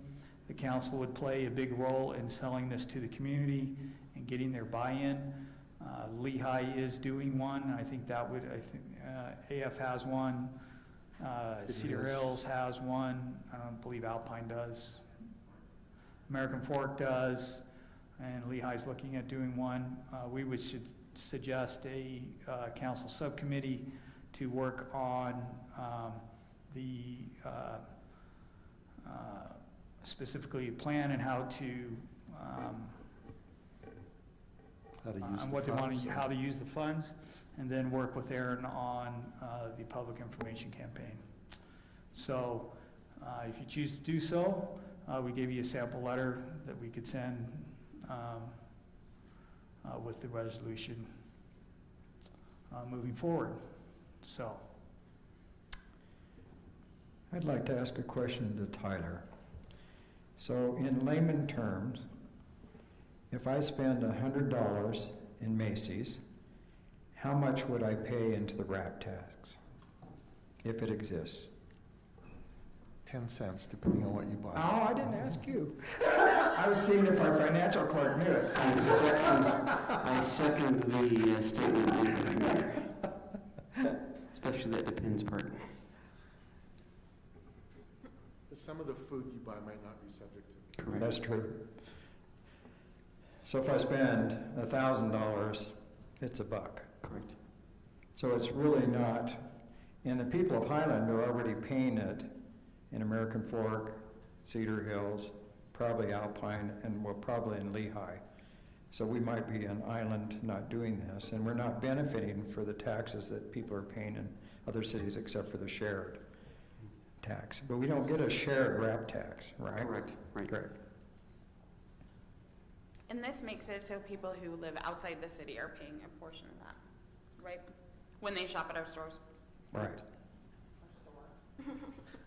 Now, Stores, there are more than one. Mayor, since you studied this, I just heard a comment. Are you saying that there are some food sales that are not subject to this RAP tax? Well, if you go to Macy's and buy a prescription, prescriptions aren't subject to sales tax. Correct. So it's anything not subject to sales tax? Anything subject to sales tax is subject to this. I'm sorry, can you say that again? Anything subject to sales tax will get a RAP tax. My understanding that unprepared food, there with the state has the fixed rate. Right. And would not apply to the RAP tax as well. Is it 3% for unprepared? Is that what it is? So. And that RAP tax is not included, would not be charged on that, correct? We don't get we do get local tax on that. Not that goes into the pool and is factored into that calculation. Okay. I think we've all kind of had a discussion and been on board and agreement on this one, and I'm really excited about it. I think this could be used to help fund Mountain Ridge Park as well. So I'm ready for a motion. Please. Okay. I move that the City Council approve the resolution and direct staff to proceed with the necessary steps to place the RAP tax on the November 2021 ballot. Is there a second? I'll second it. Motion by Kim, second by Tim. That has a nice ring to it. Tim. Of course, it could be Tim. Tim.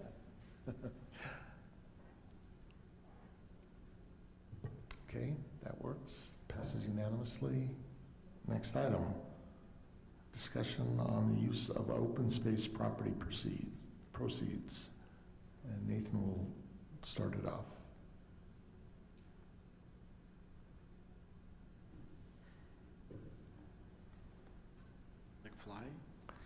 And since Nathan isn't here, do you want to?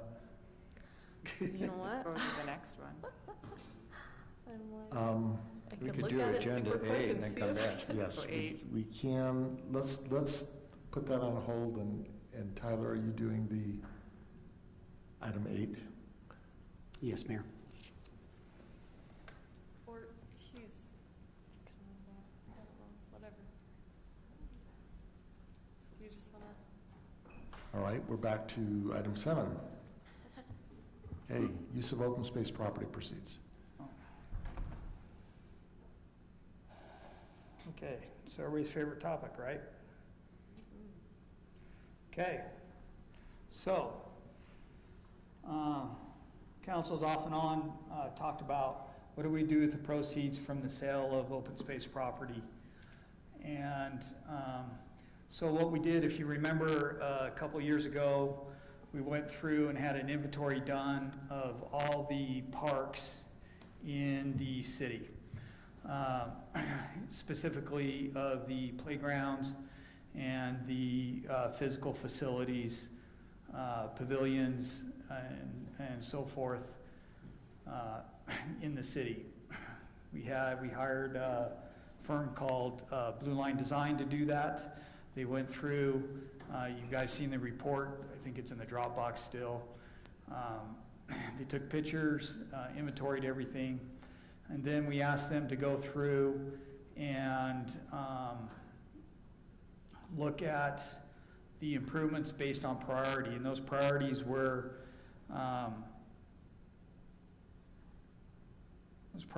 based on if something was unsafe, ADA accessibility, something wasn't functioning, age of equipment, or something that needs immediate work. And those were defined under priority A. And then you have B and C. and they go down. C would be no concern, it's fully accessible, and the years would be, age of the equipment would be 0 to 10 years. And B would be between those. So in summary, you see the specific details in your report. But in summary,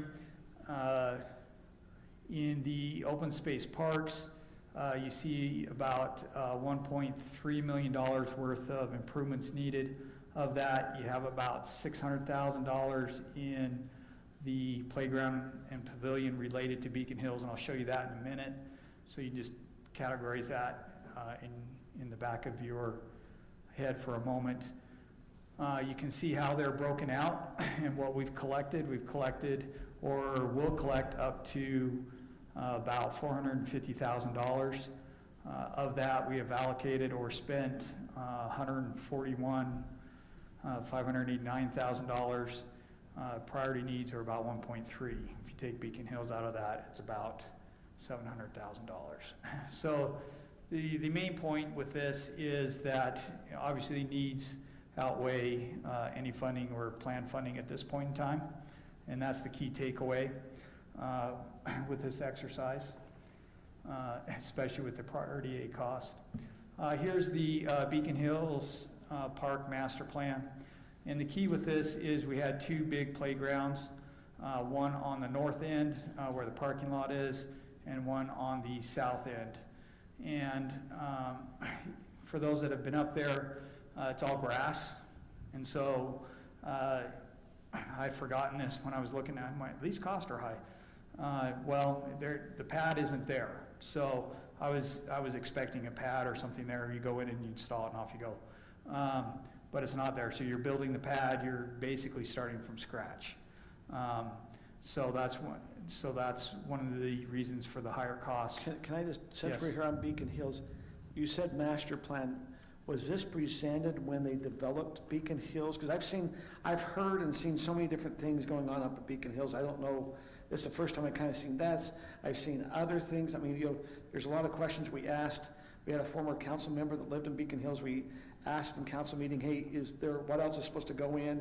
And they said, from their understanding, that was all that was committed was already done. I'm just kind of curious where this is coming from. So this is the master plan that was approved by the council, and the construction drawings were based off of. If you recall, we sent it out last fall. Mm-hmm. It's about 8 years old, if I remember. And the first phase had funding for just portions of it, which were combined sources. Storm drain was a large part of it. We used a large part of our storm drain funds because that's one of its primary functions is storm drainage control. But when originally designed, this was the concept that was originally designed for and approved. So you can see this drawing. This is the construction drawings. I just include this so you can see, like on the north end, it had actually two different playground areas, one for older kids, one for smaller kids. You can see the bigger one on the south. Now, all this is funding, pending funding and all that kind of stuff. So I do that because when you see the cost of $600,000 for a pavilion and playground, your eyeballs get this big, and just trying to explain where that number comes from, and that's why. So when you're building two playgrounds and then a pavilion, okay, now you can understand why that. And it would need to be graded for that. Yeah, and be graded, and you're starting from scratch essentially. So, anyways. My eyeballs got really big. Yes. Yes. So, anyways. And it's just based on the square footage that was identified in the master plan. So, long way from that, but you can see the cost. Each park has an individual sheet that shows what those are. We didn't include any of the maintenance items in there. When it says, hey, we need to pull weeds from the playground and stuff like that, we figured our crews would take care of that, so we didn't include those. This primarily focuses on the playground replacements as primary replacement and ADA accessibility, because that's our primary exposure right now for risk. Options for council consideration for the use of the funds: replacement of playgrounds, general repairs, if there's any trail connections or new trails to be built. Is there other park capital needs? Is there anything else the council has? Any ideas? One idea was try to create a perpetual fund to fund this. And I don't know over time if we'd have enough to make a difference. But it'd be seed money for something like that. But those are some of the ideas that we came up with. You can kind of see where the needs are in the parks. From a staff perspective, overall, Heritage and Highland Glen get our two of our biggest users as far as use goes, and those are, like the playgrounds, are primarily sand, which isn't as safe when people fall and things like that, and it's older equipment. So we looking at funding to replace that and bring that up to standard. So I before it goes to council, I would just like to say, I've been thinking about this for a while, and one of the things, and Tyler, you can chime in if you agree or not, but I think to reduce the load on staff on how to manage this money, since the needs clearly outweigh the money we have or would have even in the open space, I think it would provide ease of management and give councils flexibility on how to prioritize the fund if we just said this goes into a capital park fund and not try and bifurcate it by saying, well, this is open space sale, or this belongs to this subdivision. There's clearly a huge need, and the council's ability to prioritize, I think, is maximized, and your flexibility is maximized by saying it goes into a pool that the council will set the priority for, because in 1 year maybe we need something in Heritage, and then you've got Beacon Hills that can suck up a lot of money, and then that's a council decision. So and that simplifies it for staff. So those are my thoughts on that. I would concur, Mayor. Thank you. So, you wanted to talk, Brittany? Go ahead. Well, I'm going to be a while, so go ahead. Oh, okay. So, as I've served on the Open Space Committee in different things, I really never heard from individual neighborhoods saying, gee, if you're selling property, it has to be used in our neighborhood, the funds. But I heard more of a discussion over time, and we were talking earlier about the desires of the council. But I've heard on several occasions that there was kind of a feeling that the money that was raised by selling open space property could probably stay in the open spaces as a whole, and we have 18 neighborhoods. Seems like there's plenty of projects where you could put that back in there. Now, I understand what the mayor's saying, and because we need upgrades into our other parks, but a lot of people in the open space neighborhoods, when I've listened to them, and I don't live in one, they feel like they paid maybe increased costs in their neighborhood for the open space that was donated to the city. And so they kind of feel like if it's sold, that it should be used to kind of benefit the open space neighborhoods. Now, I don't know. You, both Kim and Tim and Brittany all live in open space neighborhoods, so you probably understand it better. So my feeling is I would rather see it prioritized for all the open space neighborhoods. We just had a list of $1.3 million that we could use in just open space areas. I would prioritize that first and look at other resources for the other parks. That's kind of my opinion from what I've heard. So I don't know. Go ahead, Brittany. No, thank you. I totally agree with that. To me, this isn't a decision that I think we should make based on convenience necessarily, because to me it's more of a philosophical issue about if we're charging an open space fee, what is that open space fee supposed to be for? So I guess I would agree with Scott that I think that it should go into open space parks rather than just in general. And then I also just wonder, so if we're paying $20 a month extra for open space, should there be any expectation for those of us who live in open space that we should have anything different or better or more taken care of than what's in the rest of the city? Or no, because then you even look at it and you think, well, if we're using the money from the sale of those properties to pay for improvements or things that should be done anyway just because we live in the city, I don't know. I guess I feel like it's a bigger issue and we should decide before we decide what specific parks or whatever, like, do we think it should stay in open space, and do we think it should remain attached to neighborhoods at all? And you're not going to have a majority of residents who think it should stay in open space neighborhoods because only, what, 25% of us live in open space neighborhoods? Kim, what do you think? I don't think there's any question that this should remain in open space neighborhoods. When you have 20% and you're paying $20 a month to maintain that, and then that percentage is taken away, open space in your neighborhood, that money should go without a doubt. There's no question in my mind about that. The second question that I have is, should that remain within the neighborhood or just within the open space fund? I mean, or just within the open space fund? And I think I have a question on that because there's definitely a lot more needs in certain neighborhoods like Beacon Hills than another open space neighborhood that doesn't have any needs. So that one I'm not decisive on, but 100% this should remain in the open space fund. So I was talking to residents this week who live in Wild Rose. So if you remember when we approved that Wild Rose, what is it, those 9 homes a while ago, we let that developer pay the city instead of to improve a park rather than creating open space. And the way that we did it in that neighborhood was we said that $30,000, I think it was $65,000 or something total, but the $30,000 would remain in that neighborhood, and then the rest could go to the general park fund.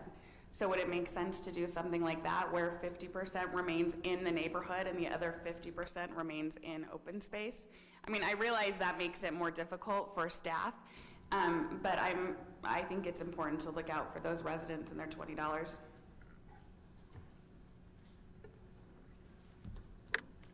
I think the $20 a month is irrelevant to this discussion. That's my opinion. Because that's to pay for ongoing maintenance. And right now, that only covers the neighborhood parks. It doesn't cover Beacon Hills. It doesn't cover Mitchell Hollow. So if you took the approach that it needs to stay in open space, then it should only stay in open space that the $20 a month is funding, which is neighborhood parks and open space that is not otherwise a park. So you'd have to exclude, in my mind, improvements to Beacon Hills or Mitchell Hollow, and even the Wimbledon Park, where it's reservable, right? But again, it's a moot point because we have way more needs than this fund is ever going to, than the resources are ever going to cover.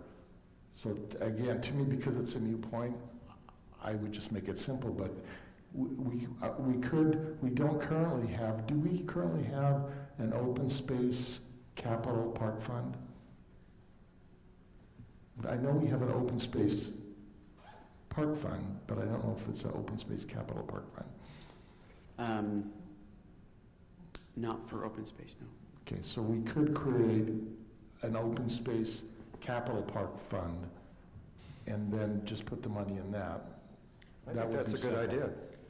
Can you explain to me though, I'm not trying to be argumentative, I'm trying to understand. well- I'm kind of argumentative today. Well, I mean, a we can little have a bit. discussion. I think discussions are No, good. what I would be interested to know is then, why is this a moot point? Because it seems to me like the needs always outweigh the costs, but you still have to prioritize the things we can and can't afford. So if we were saying that money should stay in open space, then we would prioritize differently. So let's go real big picture, and I'll be more transparent.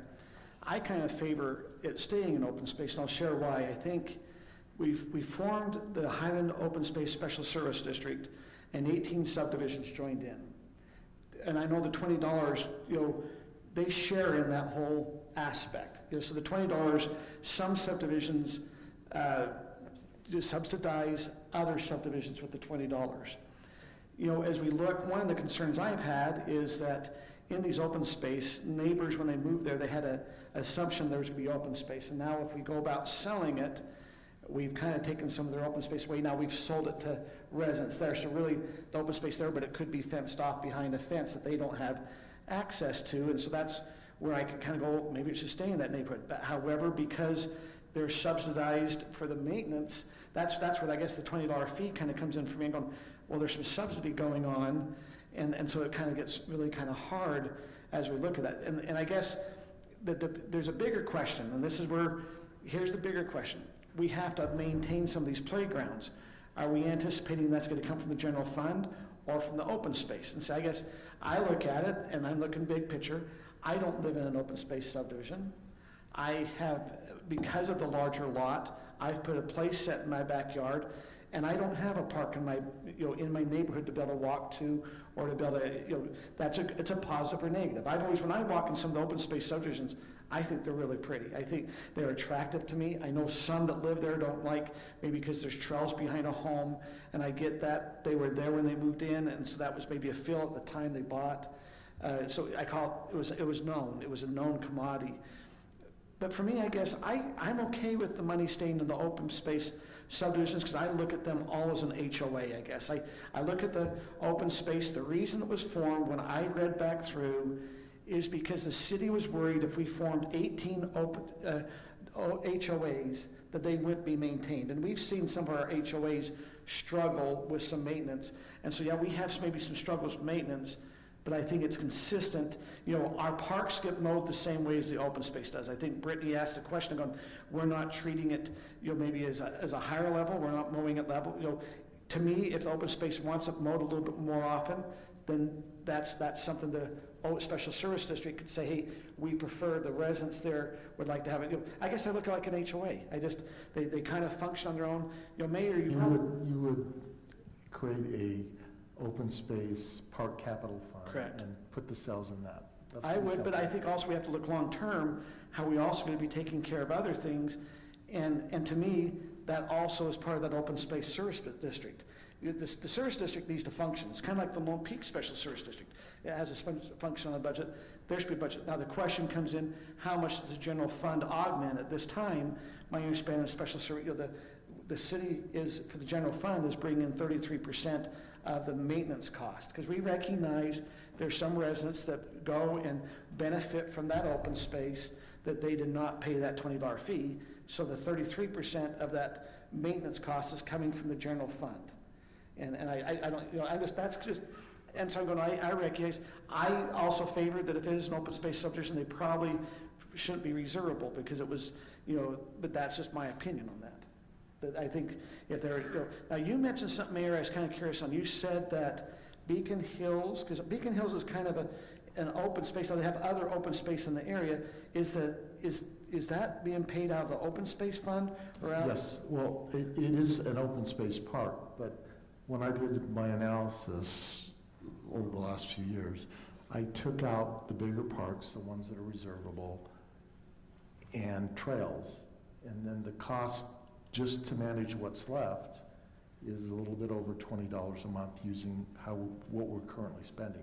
So if we added up, if we're adding park staff, that cost would go up proportional to how the other money's being spent. So looking at the special service district, the open space, the trails at this time are being maintained by the 0.25% sales tax that the county gives to us, right? Most of it. Some of it is from general fund. Okay, but I'm just saying, it's not coming from the open space special service district. Well, Do you understand? I guess I'm trying to separate. Maybe it doesn't. Maybe we're too, that's the question. Can we? Current, as it's functioning today, the cost of managing open space is loosely calculated by the park staff with using what is considered open space today, which would be Beacon Hills, Wimbledon, et cetera. What I'm saying is if you take out the reservable fields, the big ones, the trails, what's left right now is costing just a little bit more than $20 a month per open space resident. So it's a logical thing, it's not a reality thing, what I just talked about. But I think creating a park open space capital fund is a reasonable request. I don't disagree with it, because it would be easy to put the money in there. And I guess the question is it would be then easy for staff to say, okay, when we do stuff in open space parks, it'll first come out of that before it comes out of general fund in terms of capital improvements.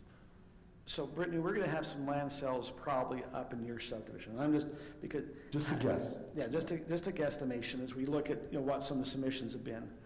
With that, what do you feel those residents in Viewpoint, as that property sold, what do you, and maybe it's actually, we've had enough property sold in Beacon Hills, we've had it sold in different areas over in the Canterbury Circle and things of that nature. I think there is absolutely an expectation that at least some of the money will go back to that subdivision. And that's one of the reasons that I wanted to have this discussion, because I think that it will be less contentious when we sell those properties if the other residents know that they are gaining something as well. So one of the arguments for selling the property, especially on the south side in Viewpoint, is nobody benefits from that except the homeowners. It doesn't do anything for anybody else, right? I mean, there's an argument that it can negatively impact other people in the subdivision. If it's sold or not sold? If it's sold, because it's allowing some people to increase the value of their home and their land substantially compared to me. So if I was looking at it, I would be like, well, at least even though they're getting that, I am getting extra amenities or something. Some of that money is going to improvements in my neighborhood, and that will help me keep some of that value that maybe I think that they've been able to get for selling property when I don't have an option to do that. Fair point. So how would you propose doing that? I like the idea of having a fund. I like the idea also, though, of targeting some to the specific neighborhoods where the sale comes from, although as I've been thinking about that more, then I think, then how do you prioritize within that neighborhood so that everybody is happy? And I'm not sure about that. Does anybody else have a... Isn't that something the council could just do on its own without having a specific percentage? And that's why I was wondering if, and now we do change councils, but, if the council recognizes, here we had Canterbury Circle, and there was $100,000. I think they had 200 and some odd thousand collected there, but the council put 100,000 there to fix the tennis court and hopefully have some pickleball there. But I think we recognize that there's some of the funds came there. But Brittany, what you're saying I think is reasonable. Saying, hey, if it's coming out of that area, is there some improvements that maybe as we're looking that should come from there? Because I do get nervous if we sell open space in that one specific subdivision, that we're not also evaluating how that affects that subdivision. So the question I would have is that something the council decides as it happens, or do you set a fixed percentage? To me, having the flexibility for you to say, here's something in Viewpoint that makes sense, right? And just like we did in Canterbury Circle, the council just made that decision based on what they felt made sense. I think a similar decision could be made on Viewpoint. I support that. As opposed to saying it's got to be 10% or 50%, or because if you just say 10% or 20%, but maybe what you want to do is way more than that. Sure. Right? Or if you say 50, maybe what makes sense is less, and now you're stuck with. Right, and regardless of who's paying for it, I mean, or which fund, it's still coming out of the city budget. So I think we want to make sure to use it the most responsible way.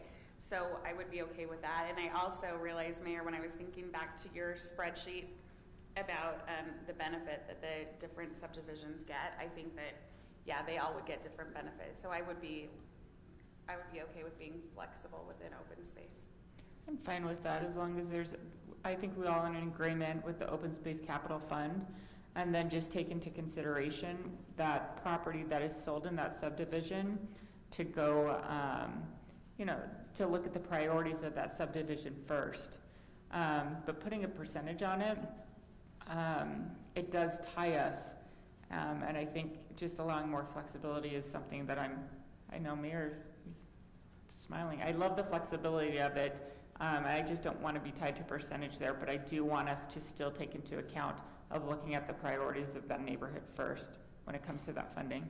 I agree with that, and I think that's the most fiscally responsible thing to do, because you would never, like Mayor said, you would never want to look around in Viewpoint or something and find something we, could do just because we have the money. We should look at the needs as well. Priorities. Mm-hmm. Is that good enough direction for staff?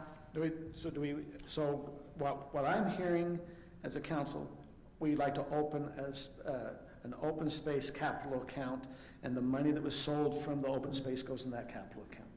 Is that what staff is understanding? And it's could be priorities, but we with the council kind of give us priorities their way. Right, and then we'll come back with, hey, we want to do this playground here and this playground here and this, or whatever it is. Tyler, do you have an opinion? I like the idea of the flexibility, and having the funds in a separate account, a dedicated fund, certainly makes it a lot easier to keep track of that. So everybody's happy? That's so great. Calls for ice cream. Except your microphone's off, so we're not happy with that. Yeah, I didn't want to commit myself to being happy. I'll do ice cream if we end before 10. Challenge accepted. Not going to happen because it's closed session. It's not. Bad, easy bet. All right. Next item. Tyler, you're up to bat. Thank you, Mayor and Council. Here, if we can kick to the next slide there, great, thank you. Our conversation this evening focus on a few follow-up items from our previous discussion and some questions that you had posed, and then focusing on, at the end, net revenue allocation, where we anticipate funds from revenue from next year to exceed expenses as they're currently outlined in the tentative budget. So would like your direction as far as those allocations. Excuse me. In terms of review, recall that we are anticipating property tax coming in at roughly $1.8 million, sales tax at just over $3 million, those being ongoing in the future, and then some one-time revenue increases coming through that we've discussed. Tyler, before you get off the one time, I thought at one time, as we've been talking about parks, don't we have, if someone comes and does a building permit or starts, isn't there a fee that they have to pay towards the parks? Impact fee, yes. Yeah, and so where does that money go? Where's it on your line down here, I guess? So that's part of The park impact fees get used as they get used to pay the park bond. Oh, that's right, it's the bond we gotta pay. Yeah, it's the bonds we've been paying. Okay. I was hoping we were gonna get some extra money to be able to take care of some playgrounds. Yeah, that thought ran through my little mind as well. It ran right out the one ear out the other, because park bond, darn.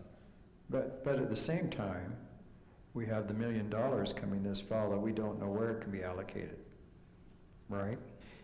From the American Rescue Plan? Yes, the American Rescue Plan. It's 2.1, isn't it? Are you? Well, over 2 years. Yeah, it's over 2 years. Right. And keep in mind that that's to be spent by 2024. Of course, we can spend that sooner once those funds are received. On that note, we have engaged in a number of web conferences that have told us practically nothing. about what So, no how more it works. insights. We know that we probably won't have as much reporting requirements as larger cities, but that's about the extent of it. Lots of folks saying, hey, here's what we know for the larger cities, and then smaller cities, more information to come. So have they delineated, though, what we can use the money for, I guess is my big question.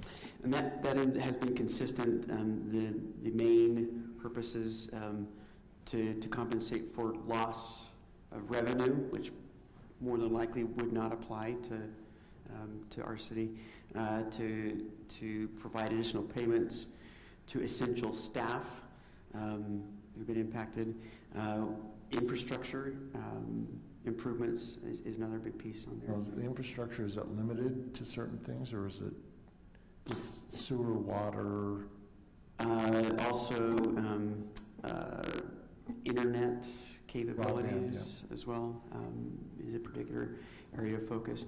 In the discussions with, or the trainings that have been provided, there is emphasis on if you're able to show assistance where there may have been a disparate impact, the communities that may have been have greater economic difficulties, and as a result of the pandemic, saw those difficulties exacerbated.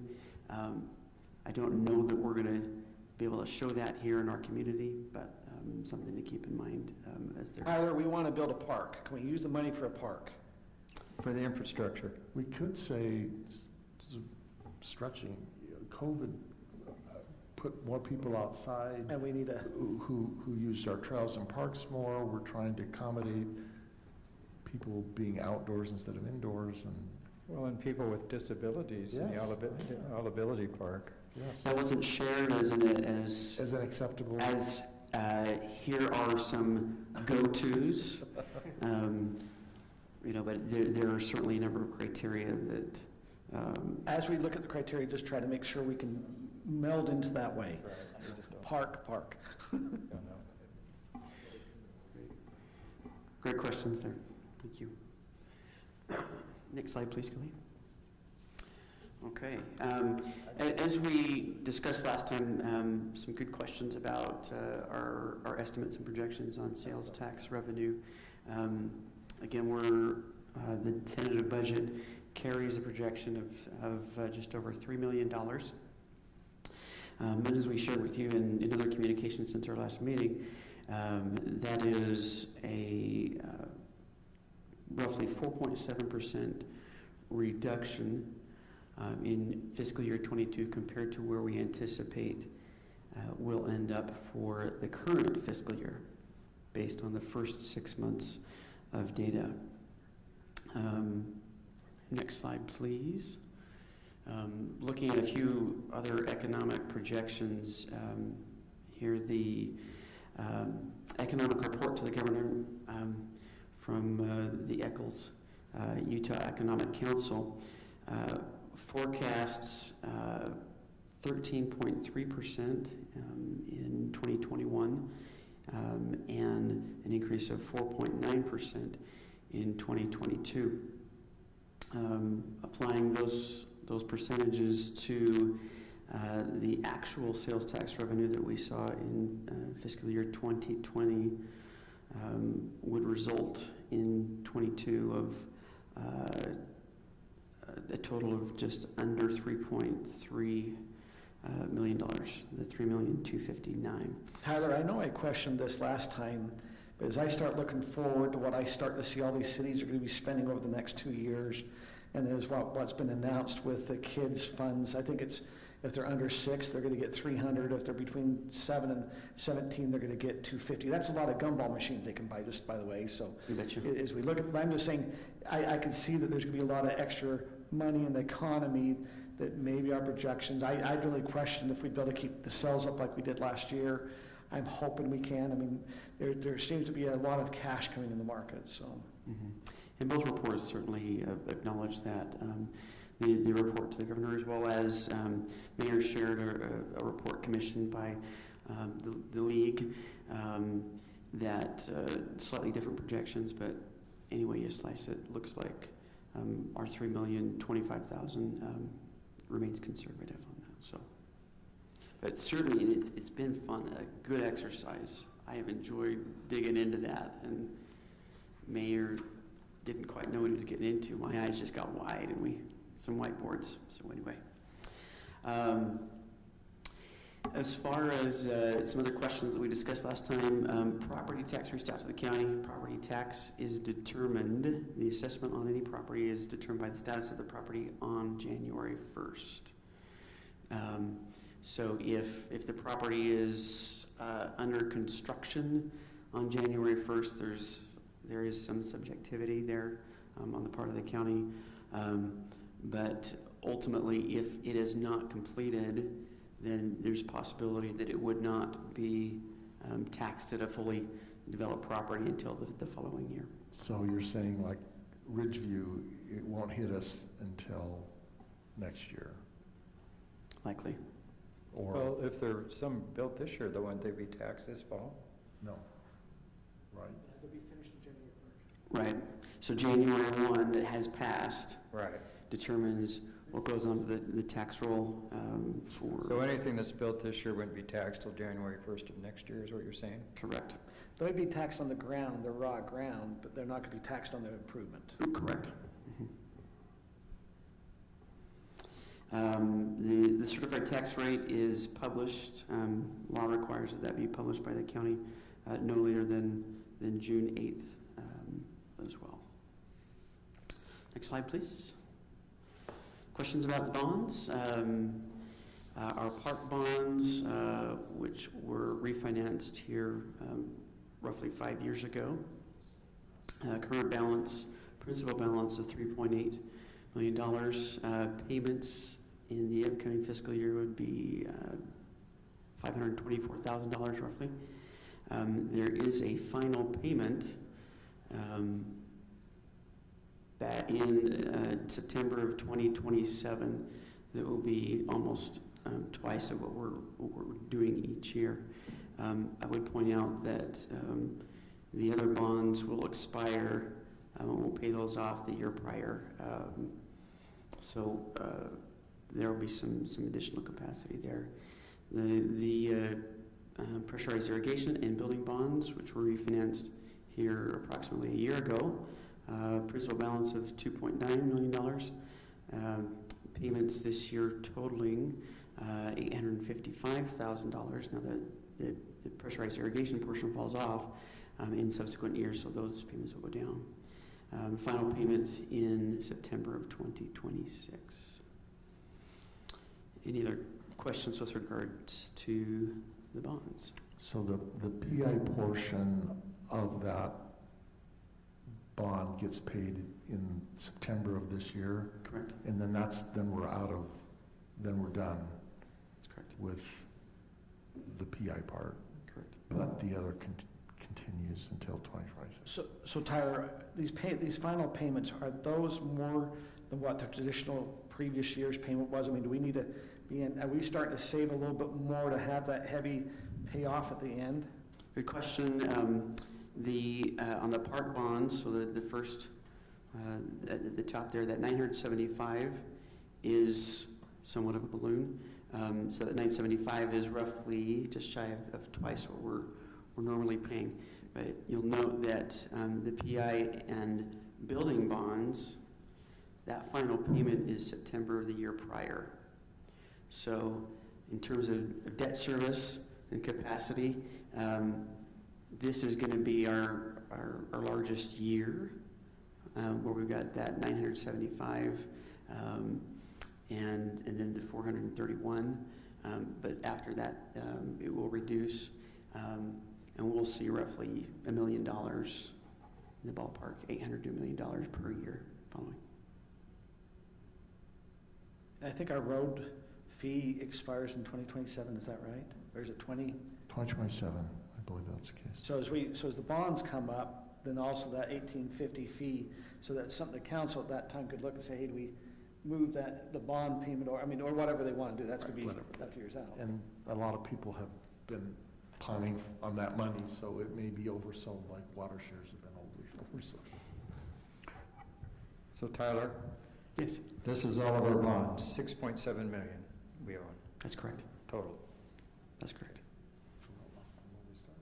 Well, when I started on the council, Tina, it was 18 million, so it's good.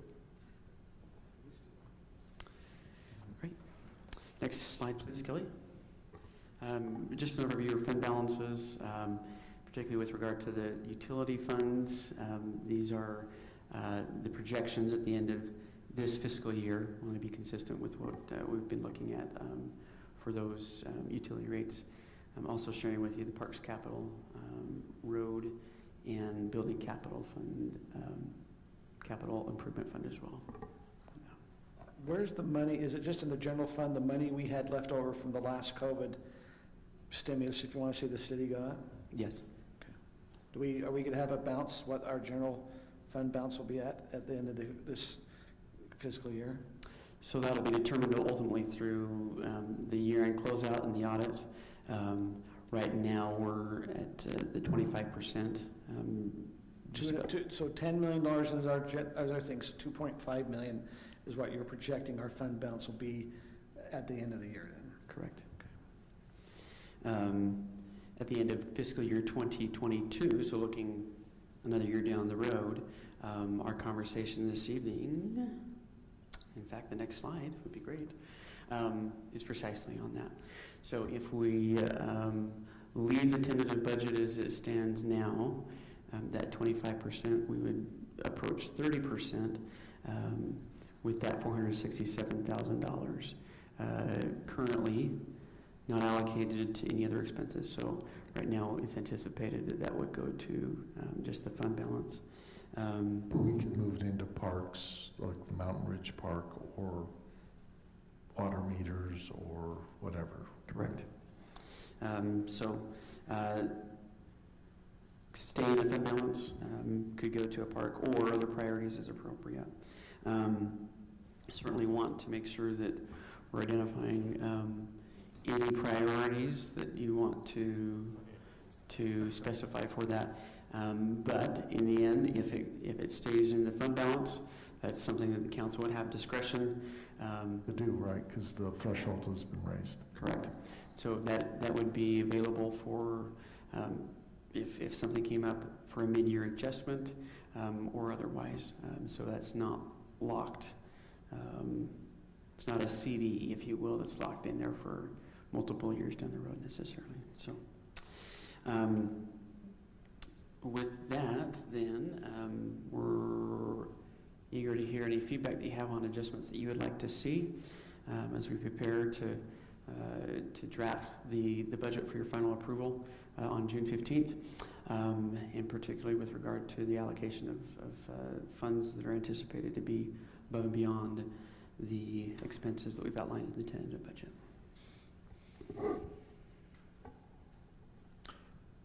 So the mayor I was kind of thinking when the mayor talked to me, but that 467 that goes in the reserves, and we'll have a reserve of 30%. My only concern is it seems like during the year, all of a sudden we have this thing we have to pay for, and this emergency and that emergency. Aren't we able to kind of foretell if we need a big expense that we could use that money? Because to me, it just seems like if we keep a 25% reserve, that's probably good, that maybe we ought to allocate this 467 to something we need or that we anticipate we'll need during the year. Because I always get uncomfortable when I come to council and, gee, we need to spend $150,000 here and $150,000 there. And it's kind of like we didn't know that might happen, or is it always on an emergent basis? Do you see what I'm making? Am I making any sense? Sure. I'm just wondering if there isn't a project or something that we can, earmark for that, or do we just have to wait for, air conditioning and heating expenses, or IT things, or it just seems, I don't know, does that make sense? Yeah. Yeah, the example of HVAC, heating expenses, those are things that certainly we could set that aside as building capital. That's certainly a possibility. But the timing of those expenses, we had no idea that the boilers were going to go out when they did. So we run the risk of leaving money unused. Eventually, it would be used for that purpose. Is this the first year, though, we've had that building capital account? I mean, has it been a carryover from other years? I believe it's been a carryover from other years. I'd have to go back and look at. Because I thought we had to pull it out of the general fund to fix air conditioners and things that way. Yeah, We the pulled building, it out of the reserve, didn't we? building capital accounts for the park maintenance building, salt storage, that kind of stuff. We have a building maintenance fund. A building maintenance, I'm sorry. That we've increased over time the last couple of years. I Okay, think that's it's what up I thought. It to- wasn't, so it hasn't been, I'm thinking right, it hasn't been there and it's increased because that's, what's happened in the past is 467. Also, we have something hit up. I mean, I think we had some snow plows that went down that one year we allocated. I mean, because we don't have capital accounts for some maintenance or other things like our playgrounds. We don't have a capital account on how we're going to take care of playgrounds. And if one breaks on us, what are we going to do? We keep trying to build those over time, but yeah. Or going to Councilman Smith's point, though, what about stuff like major park equipment, like snow plows and bulldozers? What was it last winter? Front-end Was loader. it big? A similar kind of thing. Front-end Does it, loaders. like, are there any of those? Do we need to allocate that now, or? You had skid steers, and I think we put in the budget for next year 2 snow plows, I believe. That's already in the budget, and a skid steer. And a dump truck at the cemetery. And it certainly could be placed in a capital account. If you leave it to the general fund, there is additional flexibility. Yeah, and I think the state legislators allowed it to go up to 32%. Wasn't that a? 35. Was it 35. I say, it used to be 25, I think, and they've moved it. So, I mean, they recognize, and we have to understand that we do, our cash flow does move up and down during the year based off what we're paying for, so. If you look in recent history here, the last 10 or 12 years, that limit was actually 18%. So it's gone from 18 to 25, now 35. It doubled over that time period. So, But that doesn't mean we have to have 35. Right. no, but you could Have flexibility. You could, for example, just leave it as is where it's unallocated, but before the end of the year, because what do we want, 4 months of working capital, is that our target? 4 months of operating capital? 3 to 6 3 to months. 6 months. Uh-huh. So if we're covered in that range, we could easily say wherever, but you have total freedom of where it can go, right? Because you haven't. I agree with Mayor. I think that leaving it in that fund balance allows flexibility. And then we can take a look at our priority list with the idea that we do want to allocate it to something in that priority list. And then going along with Scott, that this isn't to increase our reserve to 35%. It's more of allowing us flexibility and then looking at that priority list. Because I never see a priority list that doesn't list playgrounds. And so it just seems like maybe we should use some of it for playgrounds. I mean, it's hard, is that right? Am I mistaken? It just seems like every time I see a priority list, there's playgrounds in there. Yeah, I've talked about that general fund study many times where we have a list of priorities. And their playgrounds are in For there. our playgrounds, yeah. Well, we don't have a reserve fund to cover replacements, so Yep. every time we replace one, it's Yeah. a reserve, so you could certainly, I mean, that's a place where there's a big hole. Plug it. I'm in agreement. Okay, that's great feedback.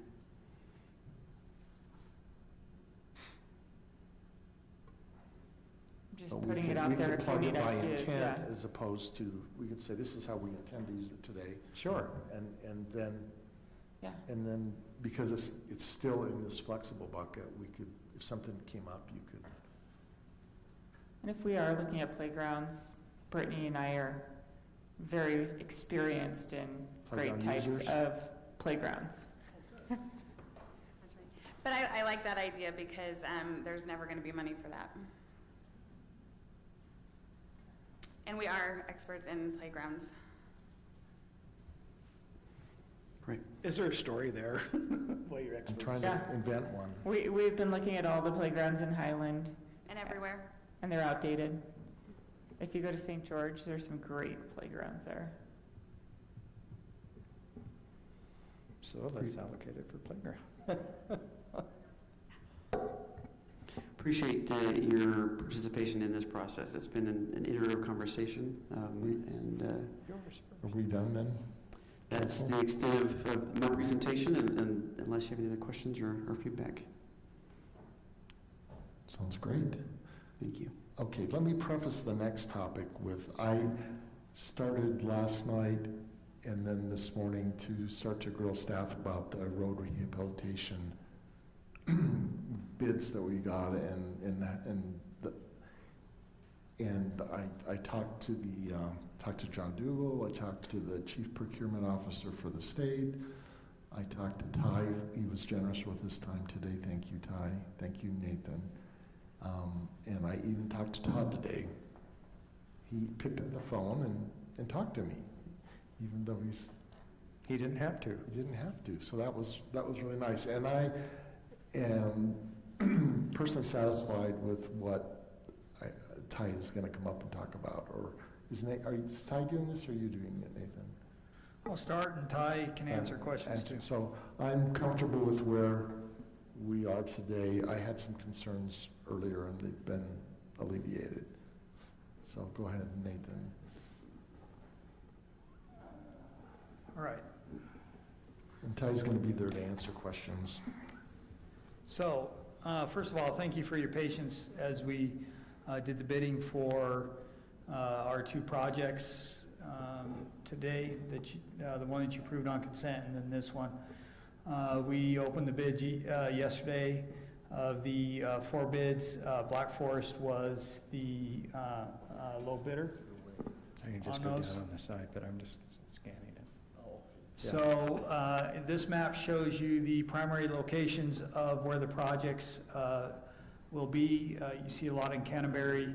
You see some up in Twin Bridges. Now, Twin Bridges, we'll preface that is in our northwest area is what we refer to it as.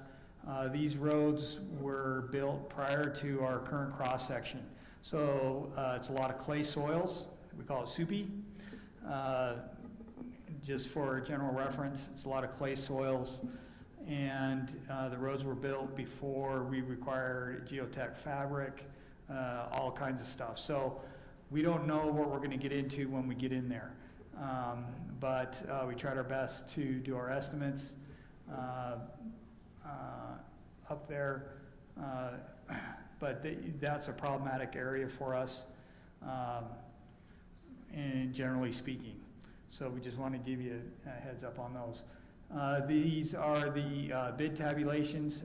You can see we had 4 bidders, Geneva, Kilgore, Staker Parsons, and Black Forest. As far as it relates to Black Forest paving, they did our 2019 road rehabilitation projects that had a value about $565,000. Included 6,000 west from the canal south, also 6,400 west from SR 92 south. Overall, their quality of work was on par with other contractors. We did have some minor issues. We did have an issue with some punch list items, getting them back to complete those. We did get them back, and they did complete those and got the project done. So if you've been down on those roads, it's held up well. Let me ask you, as we look at these bids, and I don't know if this was a requirement, we had an issue on 6,000 West where one of the contractors had dropped some cement and it flooded 7 homes. And it was the insurance of that contractor's sub that kind of protected the city, not having to go to some funds to do that. Did we put that part of our bid, that they have to have certain type of insurance? I just want to make sure that there's an issue. No, that wasn't this one, though. I know. Yeah, I know that was Geneva. Yeah. They stepped up and took care of the issue of the 7 homes. I just want to make sure that as we're looking on our warranty, like as the insurance, that would cover if there's situations coming up. Should be under the liability insurance with the contractors. So we're not doing any sewer or anything with these. These are just patching projects. And where'd Ty go? Oh, there you are. You moved on me. So he can describe the general projects. He was in the back. I didn't see him. He can describe generally what we're doing, the experience that we've had with Black Forest, and what we're doing with these projects. Ty? Ty, before you speak, you've been highly complimented many times when your names come up, so it's in revere that when we hear your name, it's Ty the Awesome. So we want to hear Ty the Awesome right now. Thank you.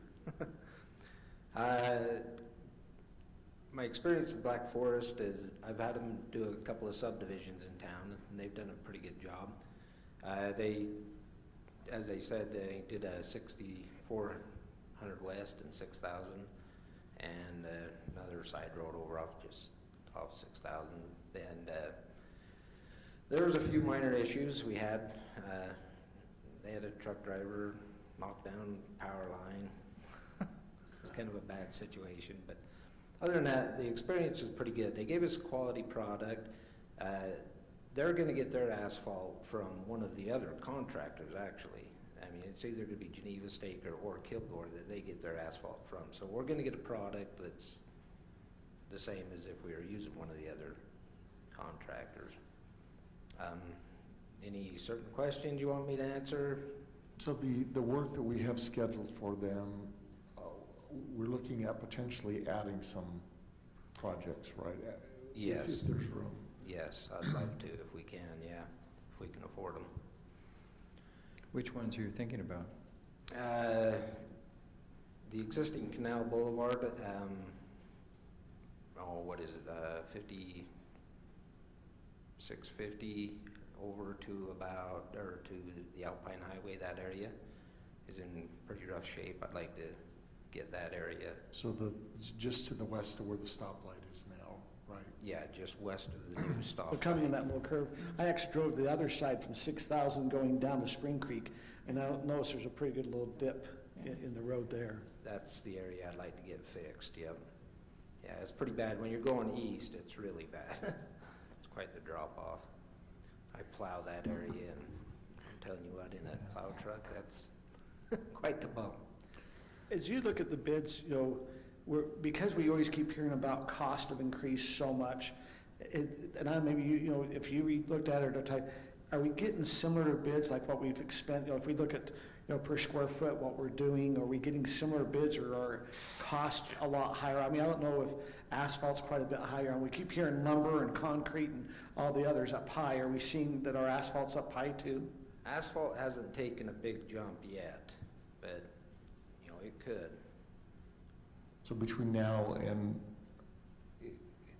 when they start work, it could bump. Would that affect our price here, or are they locked in? We'll get the price that they bid us. Okay, so regardless of what happens with asphalt, if it goes up or down? Yeah, we'll get the price that they gave us on the bid. Now, we also are doing, and I don't want to try to get too sidetracked, but sometimes we've had some of the contractors help us with our trail maintenance. I think last year you had the company that was doing the roads, the sill coat and that, do some of our trails. Are we anticipating adding some of the trail stuff to Black Forest paving, do we know? No, not at this time, no. We do have a trail maintenance plan that we're going to put out to bid, and we'll see who puts in for that. And that's it might be Black Forest, it could be, but. Okay, but we're not piggybacking on this contract to get the trails done. Like I said, I think we did that a little bit last year.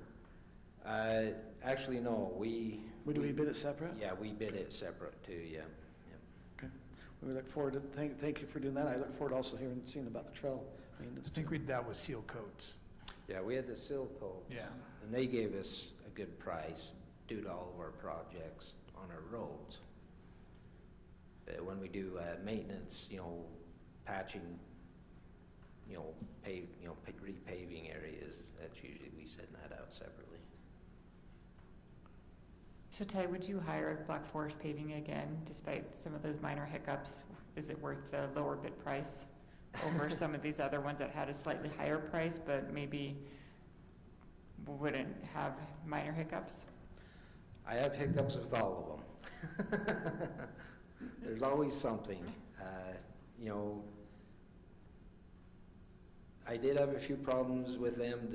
The only real problem we had was getting them back to do their punch list. I think they overextended themselves at the end of the year last year, or that year, I should say.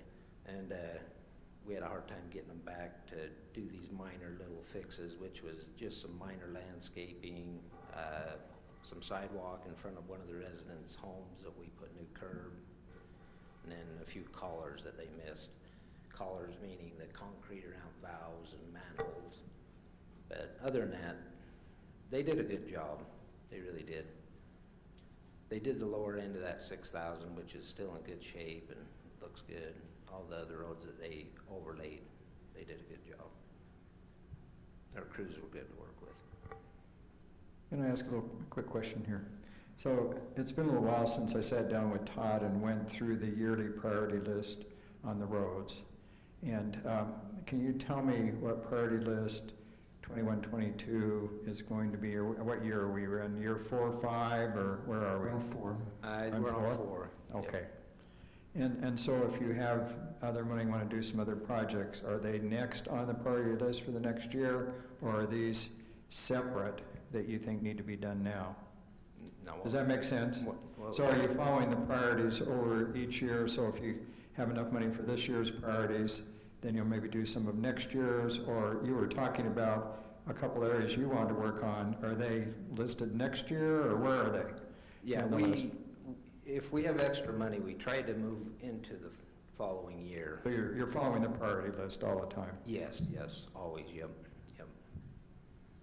So I will add, for any of my neighborhood that's listening, the country club, the work that was supposed to be done on country club this year was deferred to next year because of a sewer project that we're going to be doing next year that covers all of country club, right? So we're doing all of country club on the west side of the golf course next year. Yeah, we're going to tag it, the road along with the sewer project, yes. So we had earlier set expectation I had with my neighbors that was going to get done this year, and so please don't be mad at me.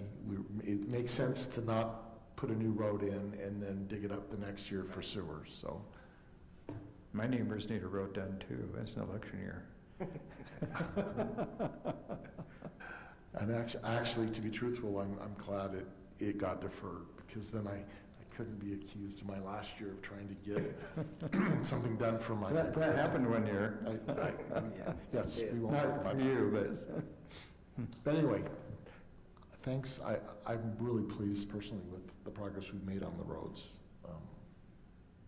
Compared to other cities, I think we're doing great. We are doing awesome. Yeah, compared with PG. Oh my goodness. We're slowly catching up. We'll get there. Thank you. Anything else? Thanks, Ted. I'd like to make a motion. Sure, please, thank you.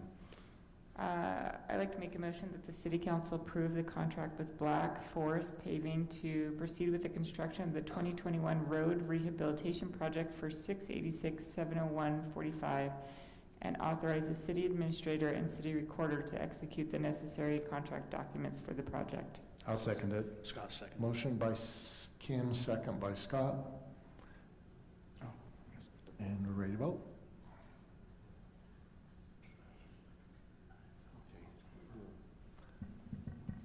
Okay, and Tim is going to be a verbal. Go ahead. Yes, so yes, and the rest are yes. That passes unanimously.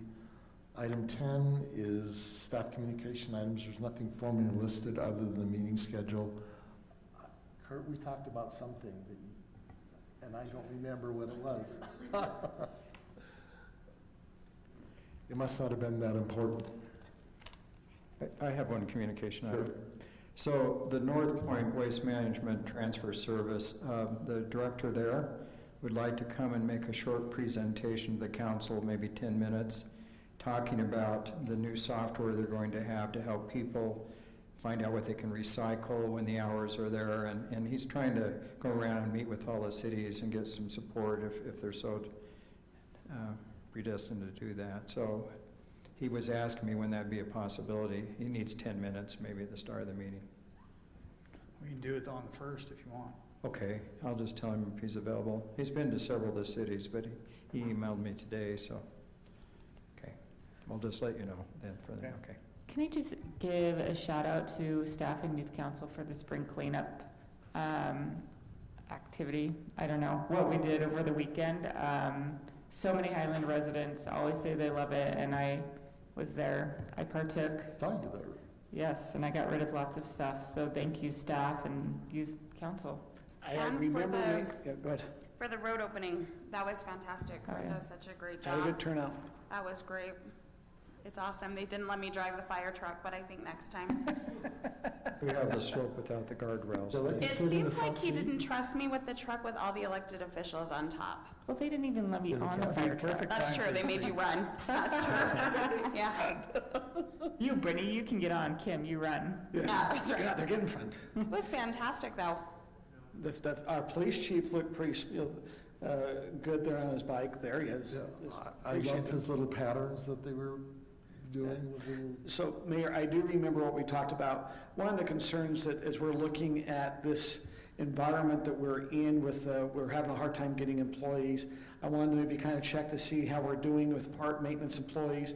And if the concern is that is it after they head back to school, like being, I think I talked to Josh, we have 8. Do we have 8, but he needs 15. Do we have another 7 starting? And I wasn't sure, I talked to the mayor, do we need to give it incentives that if they stay to the end of the year, there's a special bonus at that time that to help incentivize some things. I'm just wondering where we're at with our park maintenance, as we put a priority as a council there on park maintenance, getting our open space done and our, some of the different areas done. So we have 5 coming in on Monday and another, I think it's 3. 3 on the following week, and then school's out, so. But the question is, we have it when they head back to college in August.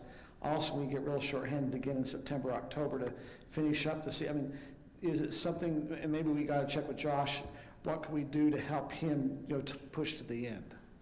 Yes, we can look at, that's something we can look at. Well, we have $467,000.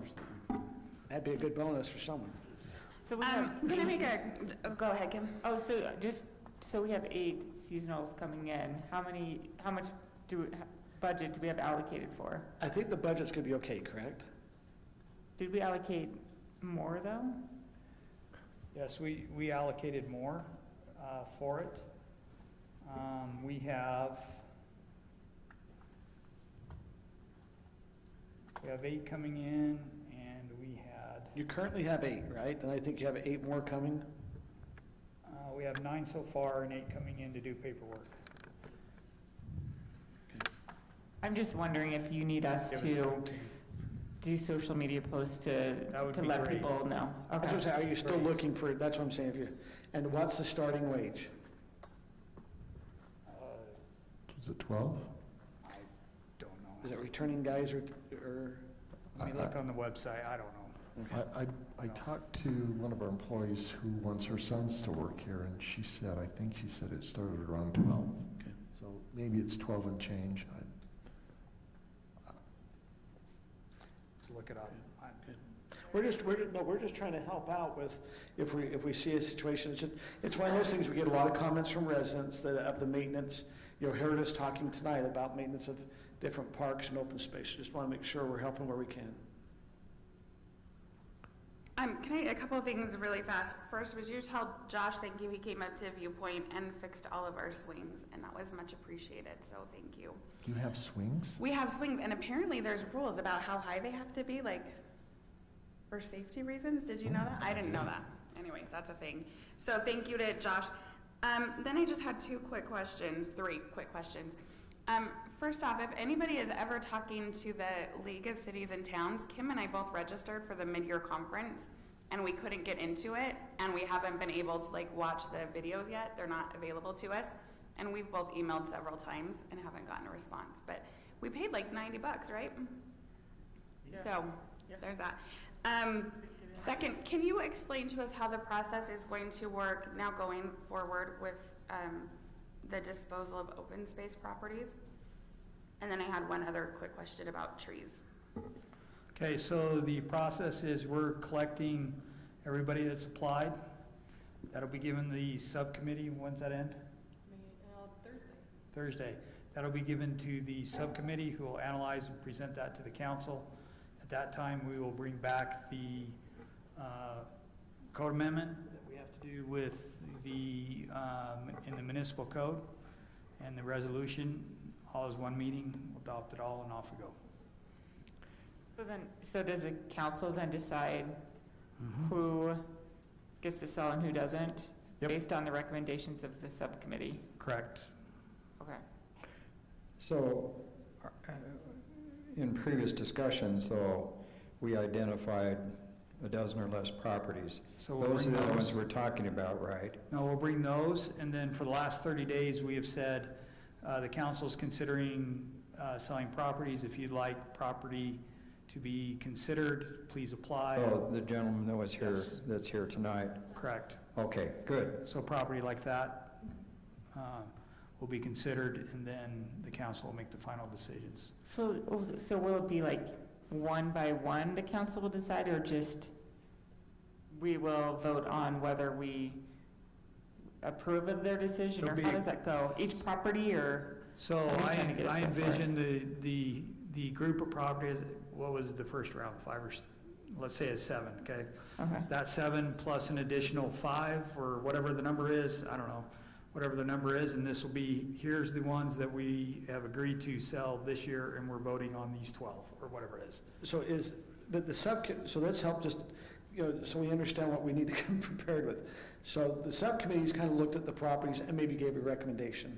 Is there gonna be like an Excel spreadsheet of all the properties that have been submitted with what the recommendation of the subcommittee, but the council then could look at all the properties to say, hey, is there a reason why you didn't bring this one in? I mean, is that the understanding? Yep. Okay. Just like Okay. we've done before.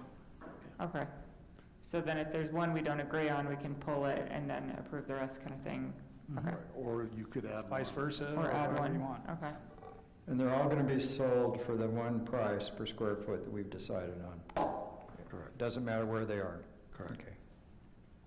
Then I had a quick request. Mayor brought this up a couple months ago, and I think it's a good idea. Would it be possible to hold like a monthly work session before our meeting? I know there's a lot of times where we're meeting like 1 at a time or 2 at a time with developers or whatever. Would it be efficient to meet with them all at once, just right before council? Then we all hear it, we all hear the same questions, and they're not spending as much time meeting with us all individually. And then we could all be here, because it could be an open meeting. Sure. I mean, here's a for instance. Tomorrow night, we have Tim and myself meeting with D.R. Horton on the property up there off Highland Boulevard.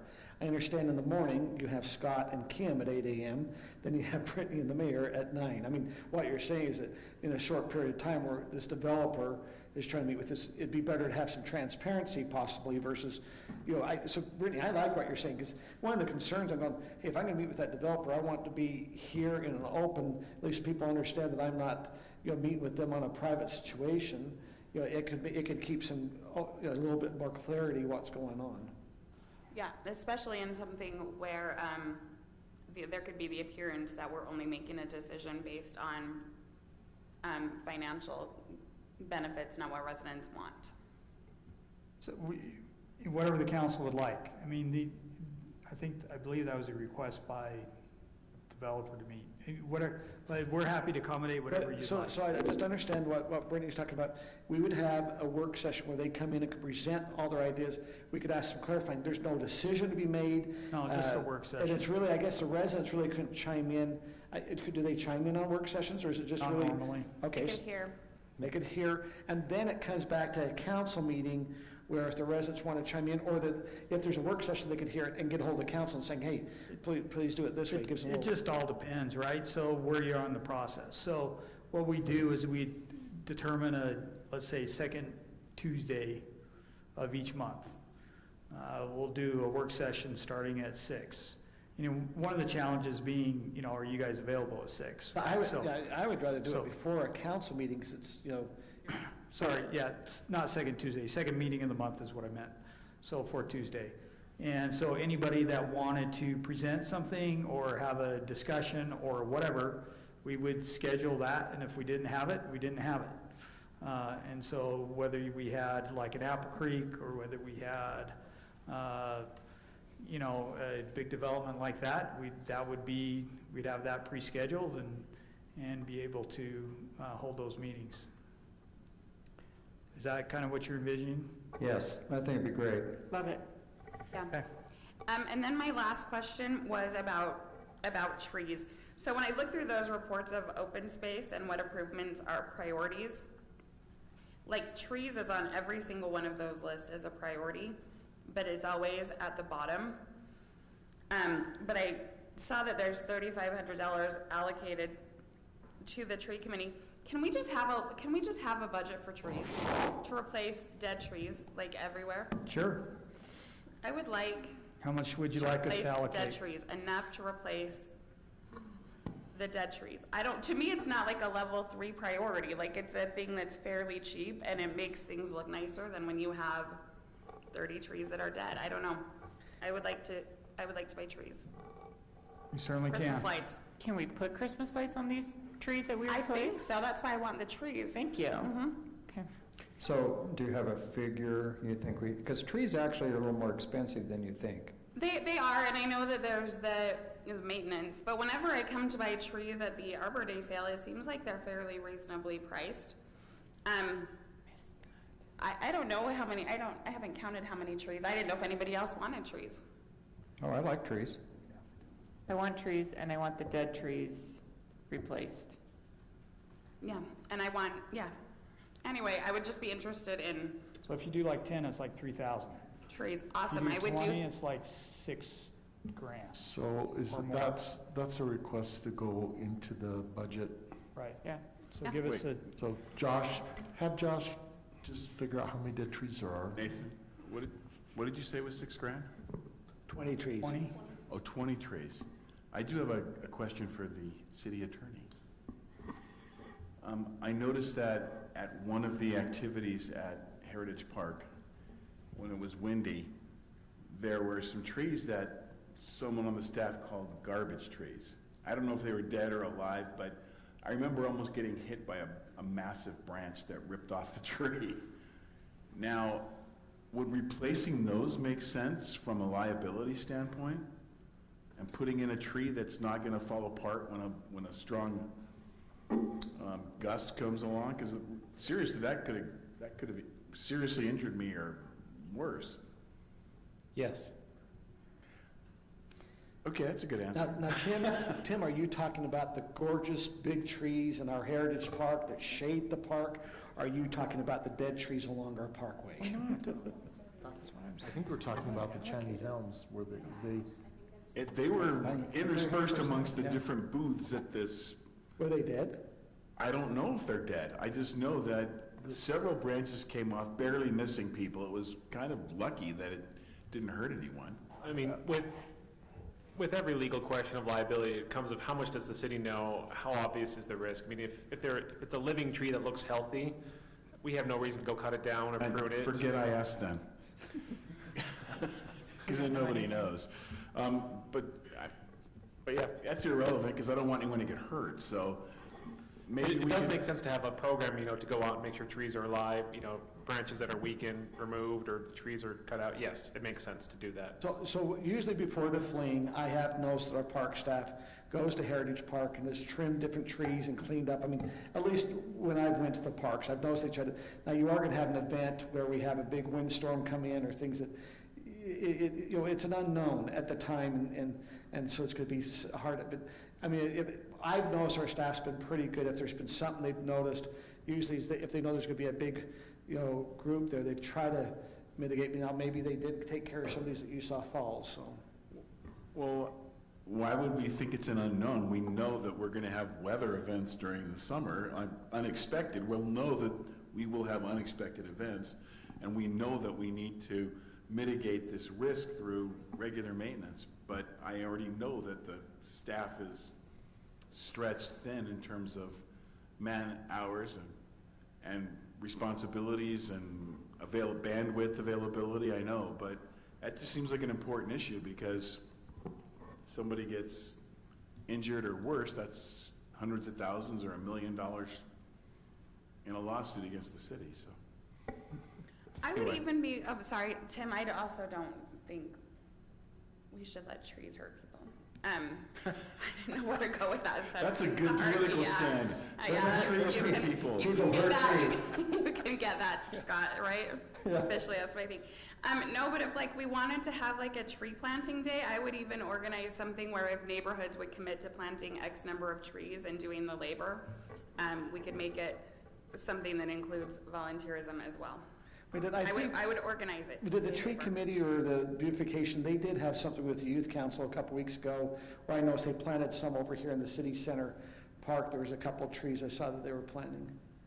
So I think it's a good idea, Brittany. if we could Now, get I am going to say, I don't get, it's probably unrealistic that we're going to replace every dead tree every year. So I think allocating money to do more than we're doing is a good thing. But don't think that we can replace, 1,000 trees tomorrow. Yeah, no, I Please. just think if you Okay. we start a plan and do a little bit more every year, then they'll eventually be replaced. Okay. Just defining the expectation. I have one last question, but I think we're going to adjourn and go into executive session. This is for our city attorney. So this hasn't happened recently, but we did have a former mayor, and I think this has to do with this issue that we're going to be talking about as council members with the developer, but a former mayor that made some gentleman agreements concerning annexation of areas around the city. Now, I know there was a gentleman's agreement to allow American Fork to annex the property south of Lone Peak, because I found it through a GRAMA request when we looked at all this stuff at the USDC. I understand there's another gentleman's agreement in 2014 about the property above, kind of northeast of Micron. How legal are these gentlemen's agreements, and unless the council's voted for it? And the council may have voted for that, I'm not sure, I haven't been able to find that. Isn't, for something to be legal, doesn't it have to be voted on by the council? Yes. Generally, anything that binds the city requires council approval. Annexation is a tricky thing to have by agreement, because annexation is a legislative matter, meaning cities really can't bind themselves forever regarding annexations. Right. You can't make a promise to a developer that unless they will give them something with annexation. You have agreements that you try to work out and you try to honor those, but because it's like a rezone request, you can say we'll work through the process, but we can't guarantee a particular zone.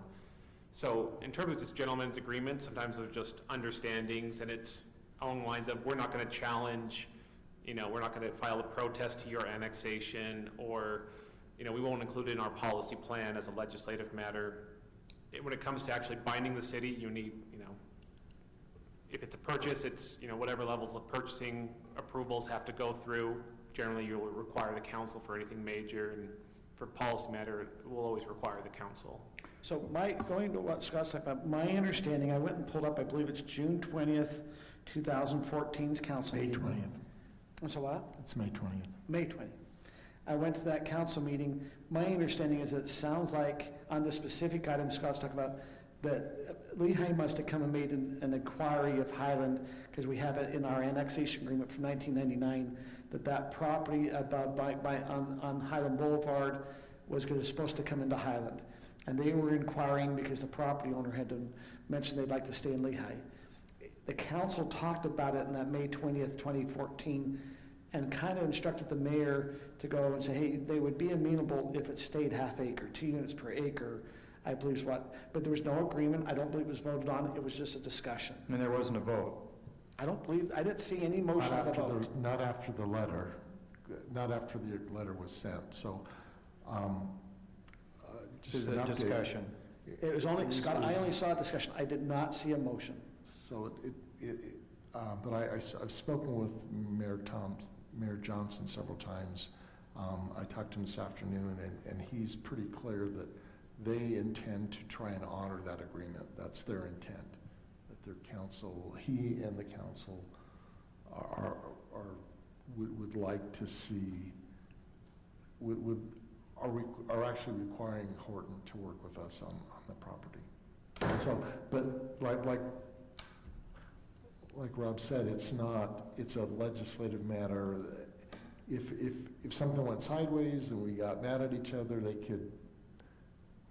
wouldn't have to honor that, but their intent is. But no. we're legally bound to let them annex that property.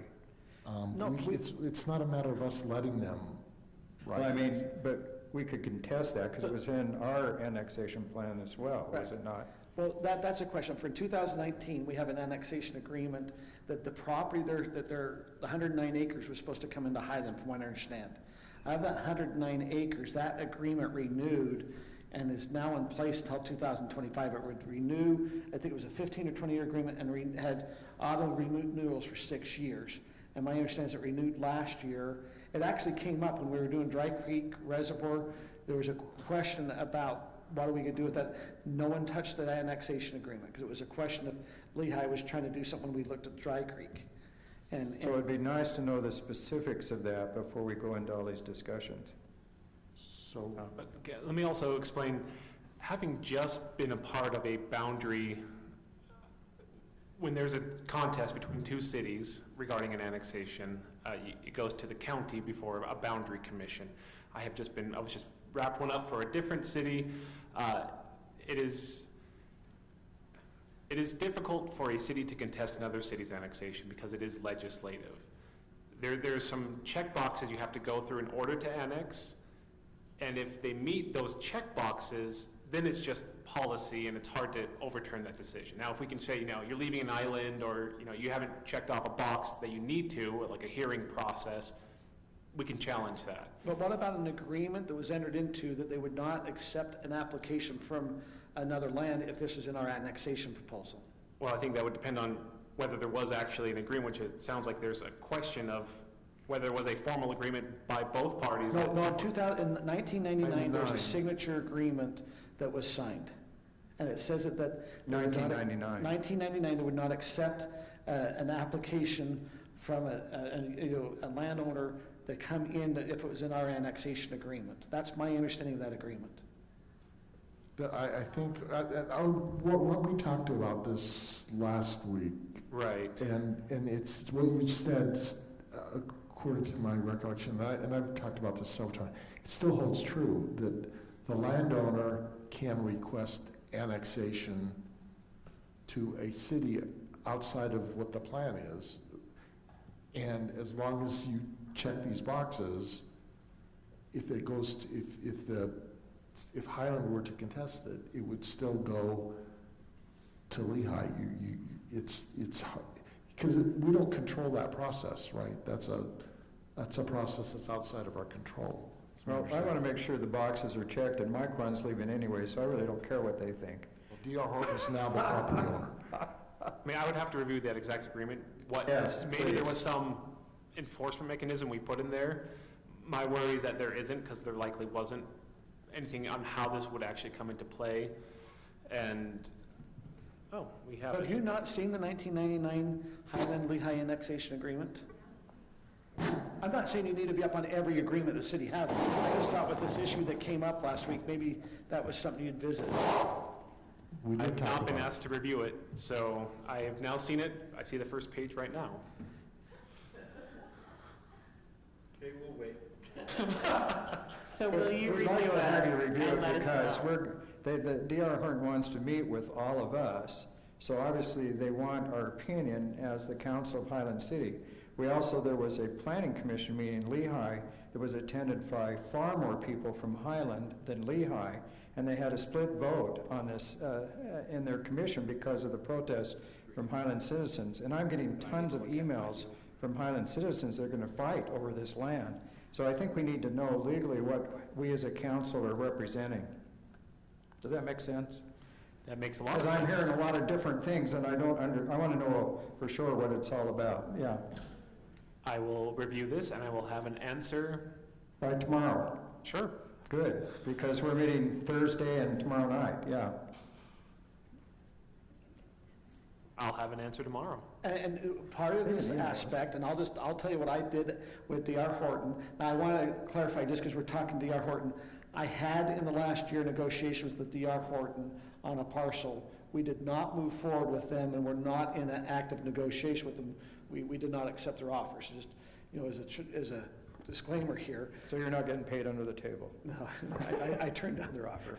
So meaning I turned down when they came and approached me on a property, I turned down their offer. They have not approached me on any offer under the table stuff, Scott. You turkey. You're such a turkey. Don't put that in minutes. You're such a turkey. Just make sure you call it. I They did offer ice cream, though. Yeah. Okay, now you're providing fodder for Mr. Highland.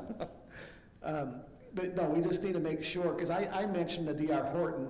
To me, there was a difference with Micron trying to have all the property, and at D.R. Horton, I says, you're a land developer that develops in many communities, and so it wouldn't hurt you to develop in Highland versus if it was in Lehigh. So I asked, have you considered actually just taking that 109 acres and developing in Highland? And that was my question to them. And I'd mentioned that the mayor, it'd be subject if the council, it'd be interesting to see if we'd want to have that 109 because it's up on a hill, we're pumping water. I mean, I don't know if it's cost effective for the city, but it was just an ask I asked them, so. But what we don't want to create is another blue bison. So I think we just need to think this through carefully because we have a lot of citizens up in that area and we need to respect their needs and desires too. So I think we need to go in and negotiate for our citizens. And from what I'm hearing from the mayor, Lehigh City seems to have been a reasonable partner. They're not saying, hey, we're going to come strong arm something here. They've been pretty good in their communication. And so, I watched, part of that meeting that was on last Thursday night with the Planning Commission. I think several people have watched it. I'm kind of curious. We're hearing from their mayor. I get nervous what their council's saying, but I believe that any interaction I've had with Lehigh, they've always been a positive interaction and respectful of Highland. And I hope we are also respectful back to Lehigh. I'm not saying give in to them, but I'm just saying I have faith that they'll be a trusted partner as another city. So Nathan, just a quick question for you. We have utilities all the way up Highland Boulevard, is that correct? Will they be linking into our utilities or will they bring in their own utilities? It depends, well. I think it's a TSSD line. It's a TSSD line. We're looking at that. We'll have that tomorrow. When I talked to D.R. Horton about that question, they said the sewer would run down to SR 92 and connect down there, not on. They're not going to Highland Boulevard to connect the sewer. They're going to push. They would go down to SR 92. Now, Lehigh has a pressurized irrigation pond right behind They would have to create another water tank higher. And I think there's 2 water tanks for this whole.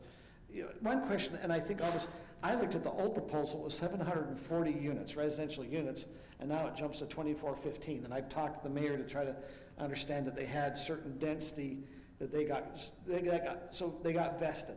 According to what we were hearing at the Planning Commission, there were certain vesting rights that they already have on that property. Yeah, well, they converted, there was a mix of heavy commercial, lighter residential, and when they redid the plan, they went light commercial and heavier residential, and they used a means of converting the commercial property that had been allocated using a formula to get to ERUs in terms of what it would impact the sewer and the water system.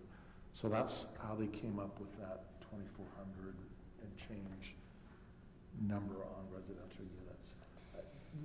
In speaking with Mayor Johnson today, there's no guarantee that they'll get what they're asking for. He's not sure where his council is on that. And like I said, we'll just have to see, as it kind of moves on. Would you recommend that once we kind of start this process out, you've put out on Facebook, Mayor, that there's going to be maybe a community meeting. Is that a city that does that, or is it DR that's going to do that, or? The DR Horton has told me that they'd be willing to hold a community meeting, and they're going to hold a community meeting. I don't know when. That's their meeting. I made a suggestion to them at how that works, and they were amenable to that. But that's their meeting, not ours. Right. It's what our developers do when they come, before they meet with planning commission, they hold a neighborhood meeting. So they'll do that. And we'll know when that is, when they talk to us, and I imagine they'll send a mailer out to the residents in the area. And then, of course, that'll get publicized, so but it's not our meeting. So just let me ask a question, Mayor, because you've had a lot of communication, I think, on this at a higher level. But is there any reason for us to expect that Lehigh would zone and do this area any different than the rest of the north end there, which is very high density? Why would they, are they talking about being agreeable to that, or are they just kind of, I'm not impressed that Lehigh does low density neighborhoods. There's a proposal on the table by D.R. Horton, which is a mix. And when I talked to them, they indicated they would be willing to put a buffer zone around Highland with half acre lots. How deep? Maybe one. They have no obligation to us relative for the homes that are on the west side of Dry Creek Highlands, because that's already Lehigh property. So sure, if Lehigh let them, they could put apartment buildings there, right? Well, and they probably will. I mean, that's what they're doing in Traverse Ridge just as fast as they can. Yeah. My understanding with speaking with Mayor Johnson is that this will be thoughtful. I have heard complaints about putting in senior housing in that area that's denser than normal. But when I talked to Mark Johnson, who does in his private life do senior housing, he said at 5.5 units an acre for senior housing, there is almost no impact on a city that is, how do I say this? He said 5.5 units per acre senior housing has less impact on the city than half acre lots, because the seniors drive less. They don't impact this. They don't put kids in the school. They pay taxes for the kids, but they don't put any kids in the school. They typically use their own parks in their area, so they don't put pressure on parks. They have less traffic. Their culinary water use is lower. Almost across the board, he said the only thing that is increased is ambulances. Well, no, there's one other thing that's increased. I noticed, Brittany, you're listening. They call if there's a dead tree. I noticed there at Sterling Estates, they always call if there's dead trees along there. Okay, so then that's a problem. So he said it's worth considering doing senior-oriented housing, because the impact is actually less than R120. So my fear would be, and I asked Mark today, and he didn't know, Mark Thompson. I said, would you allocate a fixed amount of units for that northeast area? And then if we said you can only do half acre lots in all of it, then they would, let's say it was 400, then they would put 200-ish in the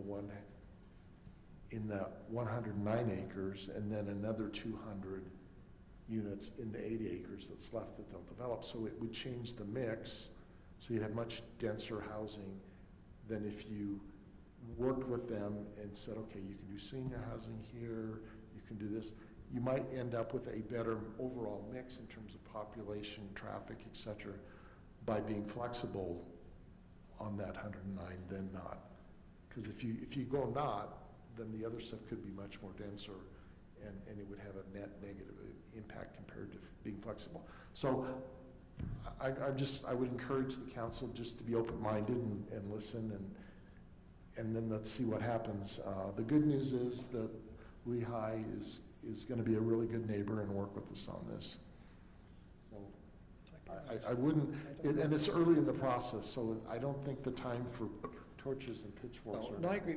Mayor, when you talk to Mayor Johnson, is he saying that his council's supporting also of his, letting kind of, we've had an agreement with Highland, I mean, Yes. I mean, does that make sense? I mean, you're talking. He was about this- unambiguous that, they want to work with us on that. So we will have influence. Could that influence go away if it got ugly? Probably. I mean,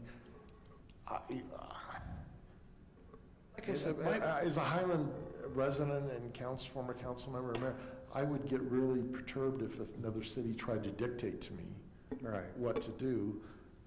It'd be off-putting, and at some point, it might blow back on me. Let me ask another question. Is it just a myth that property values are greater in Alpine and Highland? No, it's not a myth. Well, if it's not a myth, why wouldn't we promote that they annex some of this into Highland, because they're going to get more? That's could what do I, that. to be honest, that's why I talked to D.R. Horton. I said, if you ran your numbers of having the 200 half acres in Highland versus what you're proposing and what your return would be, and they admitted they hadn't. I says, well, they need to do that because, developers like Millhaven and things are developing on half to 1 acre lots, and their lots are sold immediately, or many of them are, as I understand. So I think we ought to promote that, because I think it would be better to have at least part of that property in Highland for the residents. It's a reasonable discussion point. You'd have to ask them if their cost of putting infrastructure in, if they have to support 2 cities, is higher, right? Do they have, because part of it, unless all of that, the 109 plus everything else goes into Highland, the 80 that's already in Lehigh, they might have to put in some infrastructure to support them, different than what they do to us, and that might increase their development costs. I don't know. It's not black and white. But I think it's negotiating, because D.R. Horton isn't a local firm, it's a national. They have deep pockets. Yeah, we just don't hold the high cards in the end. Yeah. If it came down to it. So I just think playing nice is a good idea, and Lehigh wants to work with us. I see a good outcome in this. One of the things that, regardless of where it happens, and I think it's reasonable to talk about that. I actually mentioned that to D.R. Horton earlier as well. But we have a couple acres north of Sterling Point that are zoned commercial. I don't know, is it it's like 1 acre, 1.5 acres, 2, something like that are vacant right now. But if you put, for example, if you put the 55, a lot of 55 plus on the west side, plus what we already have, maybe a restaurant works there because there's more volume, or some other. Right, and they could call it Windy Hollow. Windy Hollow, yes. It blows up there all the time. Yeah. But that commercial, to me, becomes more viable once more homes go in over there. So that's a win for us, whichever way it turns out, right? Because then we get some commercial revenue and some commercial property developed. It's like we chased Brian away because we were meandering. Thank you, Brian, for staying. So is he bad Brian because he's leaving, and you're good Brian because you're staying? Have we introduced our fire representative here? Nathan, do you want to introduce Mr. Patton? Sure. I'll start, and then I'll let him talk. This is Brian Patton. He's serving as our interim deputy chief right now, working with Chief Quilliam. He's doing a great job. Appreciate everything he's doing. So, yeah, I've heard nothing but good things. So I have some friends in the fire department. So. And the mayor of Cedar Hills came up and talked to me, and when she asked what's happening there, and I mentioned that Brian was interim deputy chief, she goes, "Oh, great! I love that guy." So you have it's the mustache. Maybe she didn't say it, but I could see it in her eyes. I guess it's the mustache. Okay. Anything else, council? No. All right, I would entertain a motion to adjourn to closed session with a 5-minute bio break. So moved. So seconded. All in favor? Aye. All right. Now, we can do either now.